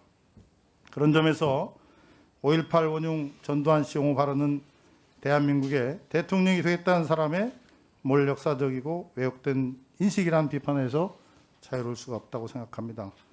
국가 지도자의 역사 인식은 그 나라 역사의 진전과 국가 발전에 밀접한 연관이 있다는 점에서 우려스럽습니다. 위원장님, 진실화해위원회에는 여야가 추천한 각각 4명과 위원장님 9명 구성되어 있죠? 그렇습니다. 그렇다면 앞으로 위원회가 누구든 민주주의와 인권에 대해 폄훼하거나 왜곡한 사람에 대해서는 위원회의 의결을 거쳐서 공식적으로 입장 표명을 해야 한다고 생각합니다. 그게 진실화해위원회의 존재 이유이기도 하는데 한번 검토해 보시겠습니까?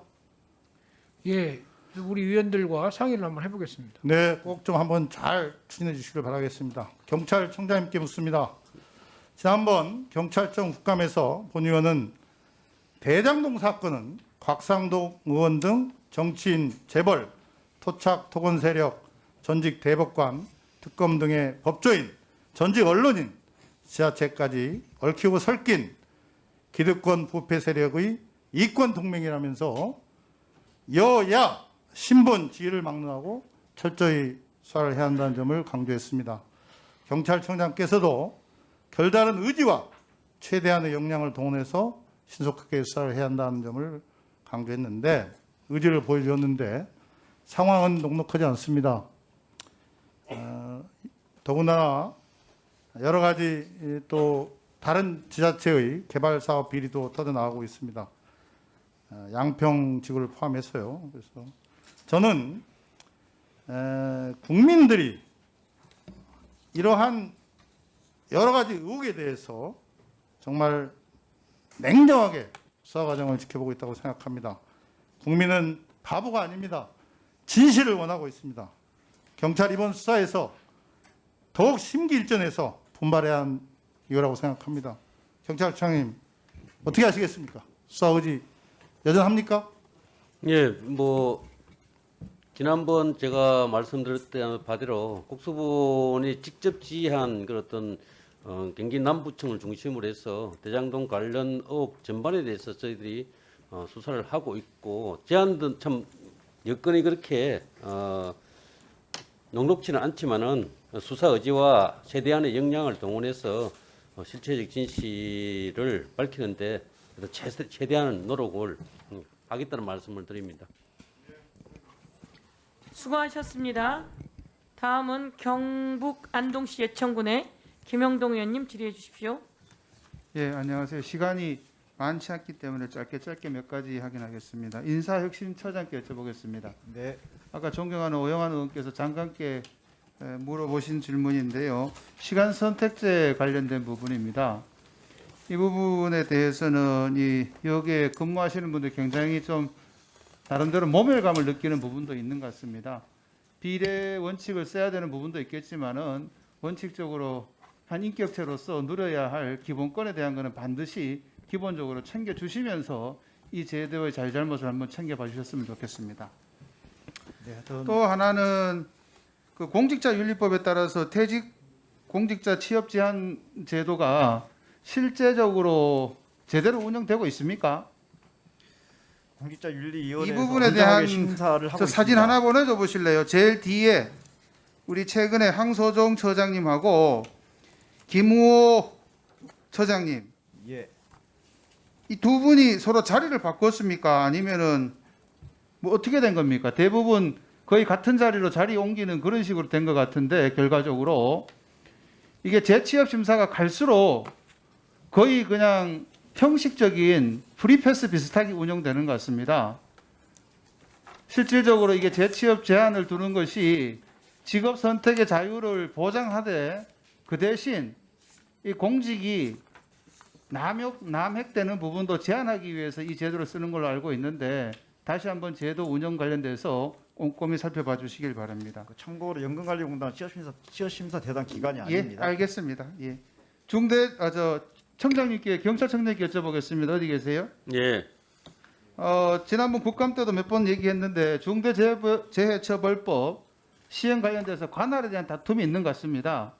과감하게 한번 내부적으로 이 산재 내지 중대재해를 감당할 만한 수사 능력이나 이런 부분이 갖춰져 있는지 한번 보시고 글쎄 뭐 시민재해는 모르겠습니다만은 산업 현장에 일어나는 중대재해는 여전히 노동부가 그대로 관할하는 것이 어떤가라는 의견이 많습니다. 이 부분에 대해서 한번 살펴봐 주시고요.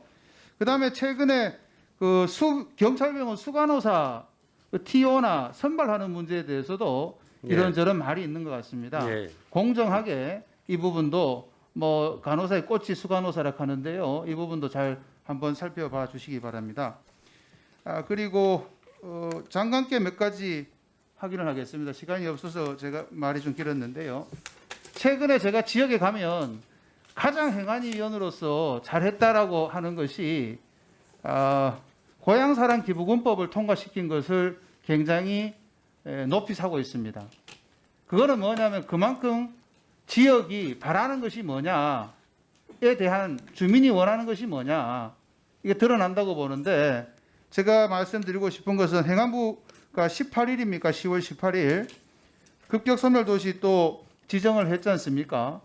이에 대한 대책 뭐 장관께서 계속 고민하고 계시겠습니다만은 통계나 모든 상황을 감안할 때 또 우리 행안위 존경하는 서영교 위원장님도 지금 애쓰시고 계시는데 어쨌든 균형 발전 소멸되는 지방을 살리지 않고는 대한민국의 미래가 없다라는 그런 얘기가 많습니다. 근데 장관께서 이제 계획 같은 걸 제가 훑어보니까 정부에서도 법률안을 준비하시는 것 같아요. 그 우리 위원회에도 올라와 있는 법률안이 많습니다. 상당히 이 부분도 참고해서 이 어떤 충돌의 문제가 아니고 새로운 대안을 만들어내는 그런 과정이 됐으면 좋겠다라는 것이 본위원의 의견입니다. 뭐 잠깐 코멘트 해주셔도 좋습니다. 예, 좀 말씀을 드리면요. 아무튼 그 지역 지방 소멸 내지 인구 감소에 대한 것은 굉장히 심각하게 생각해서 저희들이 그동안 이제 용역하고 준비를 해서 다행스러운 건 이번에 지수를 개발해서 일단 기준을 했는데요.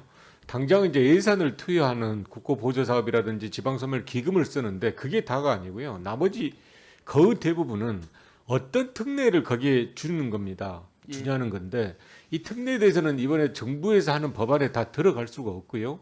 의원님 포함해서 한 6분의 의원님들이 그 법안을 내신 걸 보면 특례상이 많이 있습니다. 알겠습니다. 그걸 아무튼 저는 이 법안 심의 과정에서 실효성 있게 하는 것이 이 지방 감소 지역에 대한 알겠습니다. 대책의 최고의 마지막 필요한 하나만 거다 확인하겠습니다. 이렇게 말씀을 드리겠습니다. 일자리 위원회 위원이시죠? 당연직 위원이시죠? 그렇습니다.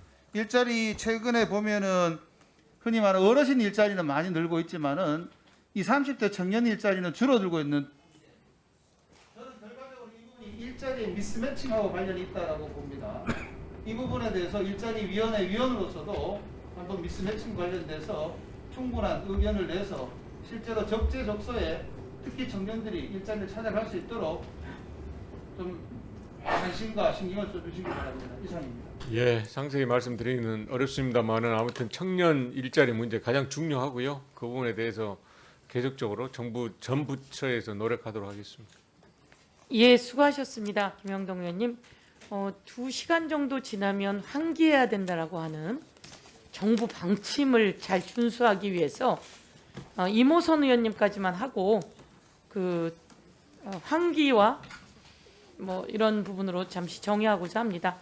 이모선 의원님 하시겠습니까? 예. 그러면 충북 증평군 진천군 음성군의 이모선 의원님 질의해 주십시오. 예, 충북 증평 진천 음성 이모선입니다. 국감에 고생이 많으십니다. 경찰청장님. 예. 그 직협분들 올해 몇 번 만나셨어요? 올해는 화상 회의로 전체는 한 그래서 한번 그 비대면 간담회 하실 생각 없으십니까? 예. 한번 조속히 좀 추진을 해주셨으면 하는 부탁의 말씀을 드리겠습니다. 예, 방역도 좀 완화되면 저희 근역별로 아니, 간담회를 그러니까 좀 할 생각을 가지고 있습니다. 방역 지침에도 어긋나지 않으니까요. 시도에 계신 예. 그 대표님들하고 한번 간담회를 가져주셨기를 좀 부탁을 드립니다. 예, 알겠습니다. 또 하나는 그 자율방범대 있지 않습니까? 예. 자율방범대법이 한 5개 법안이 지금 발의가 되어 있는데 자치경찰제의 핵심 요소 중에 한 축이 자율방범대가 돼야 되거든요. 근데 예. 법안이 없고 지금 전체적으로 다 점검을 해봐도 자치경찰위원회에서도 우리 자율방범대에 대한 시책이 제대로 개발이 안 되고 있는 것 같아요. 이제 충북 같은 경우는 복자가 통일이 되고 해서 다른 시도보다는 조금 더 앞서 나가고는 있는데 자율방범대 부분의 그 법안도 마찬가지지만 경찰청에서 더 좀 관심을 가져주십사는 부탁 말씀드리겠습니다. 예, 그 부분에 간단하게만 좀 말씀드리겠습니다. 솔직히 지난 국회에서도 한 10몇 개 있는 법안이 제출이 되었고 거의 쟁점이 다 해소가 됐는데 정말 좀 빨리 그걸 논의해서 좀 입법화 해줬으면 감사하겠다는 말씀을 좀 드립니다. 경찰청에서도 좀 관심을 갖고 적극적으로 추진을 하도록 하겠습니다. 의원님들 좀 찾아다니면서 그 자치경찰제하고 직접적인 그 좀 접점이 마련이 돼야 된다라는 취지에서 말씀을 드렸고요. 경찰청장님 지금 그거 아시죠? 어린이 보호구역 그 주정차 금지 시행된 거 아시죠?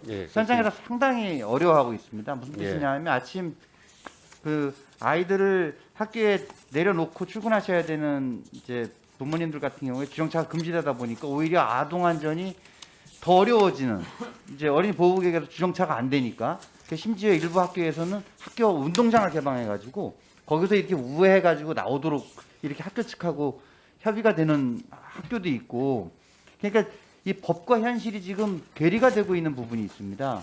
그래서 이게 법이 너무 과도한 규제를 가져가는 건지 또 과태료도 3배 아닙니까? 현장 경찰관들도 이 부분에 대해서 상당히 어려워하고 있다는 말씀드리고요.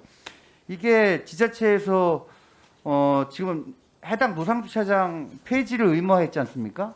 그러다 보니까 또 여기 표에서 보시는 것처럼 시도별로 노상주차장 폐지율이 이렇게 많이 달라지고 있어요. 그래서 이거는 제가 볼 때는 저기 존경하는 장관님 계시지만 경찰청에서 시도 경찰위원회하고 지자체하고 이 부분에 대한 문제점들을 좀 한번 좀 찾아서 예. 법 개정이 필요하면 법도 개정하고 예. 또 지자체하고 협의를 통해서 풀 수 있는 문제가 있다면 그렇게 학교 측하고도 같이 좀 해법을 마련해야 되지 않겠냐 예. 하는 생각이고요. 네, 경찰청도 그 부분에 대해서 좀 인식을 같이 해가지고 그렇습니다. 국토교통부하고 지자체 이렇게 좀 협의를 예. 지금 해 나가고 보완 있습니다. 대책을 좀 조속히 마련해 주십사 하는 부탁 말씀을 드리겠습니다. 발달 장애인 관련해서 지금 질의를 드릴게요. 예. 그 청장님 그 공관 앞에서도 시위가 있었죠, 그죠? 이제 다 장애인 관련된 거고요. 예. 강원도에서도 이제 또 유사한 그 제대로 케어가 안 돼가지고, 근데 이게 제도적으로 보니까 장애인 그 특히 발달 장애인 조사 전담 경찰관이 제대로 지정이 안 되고 있어요. 저 피해서 한번 봐보세요. 경기 남부하고 전남하고 뭐 시도별로 저렇게 주먹 9구씩 지정이 되어 있거든요. 근데 관련 그 법에는 수당도 지급할 수가 있도록 되어 있어요. 근데 지정이 잘못되어 있으니까 수당을 달라 소리 못 하는 거예요. 제대로 지정이 안 돼 있으니까 말이죠.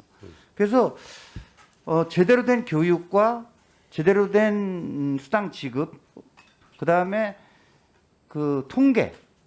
지금 이 장애인 대상 범죄 통계가 없습니다.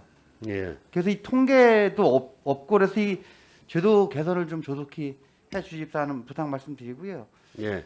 김학모 청장님께 또 한 가지 더 질의드리자면 앞서 존경하는 우리 한병도 의원님께서 APO 말씀하셨는데 이게 APO를 SPO에서 많이 빼갔어요.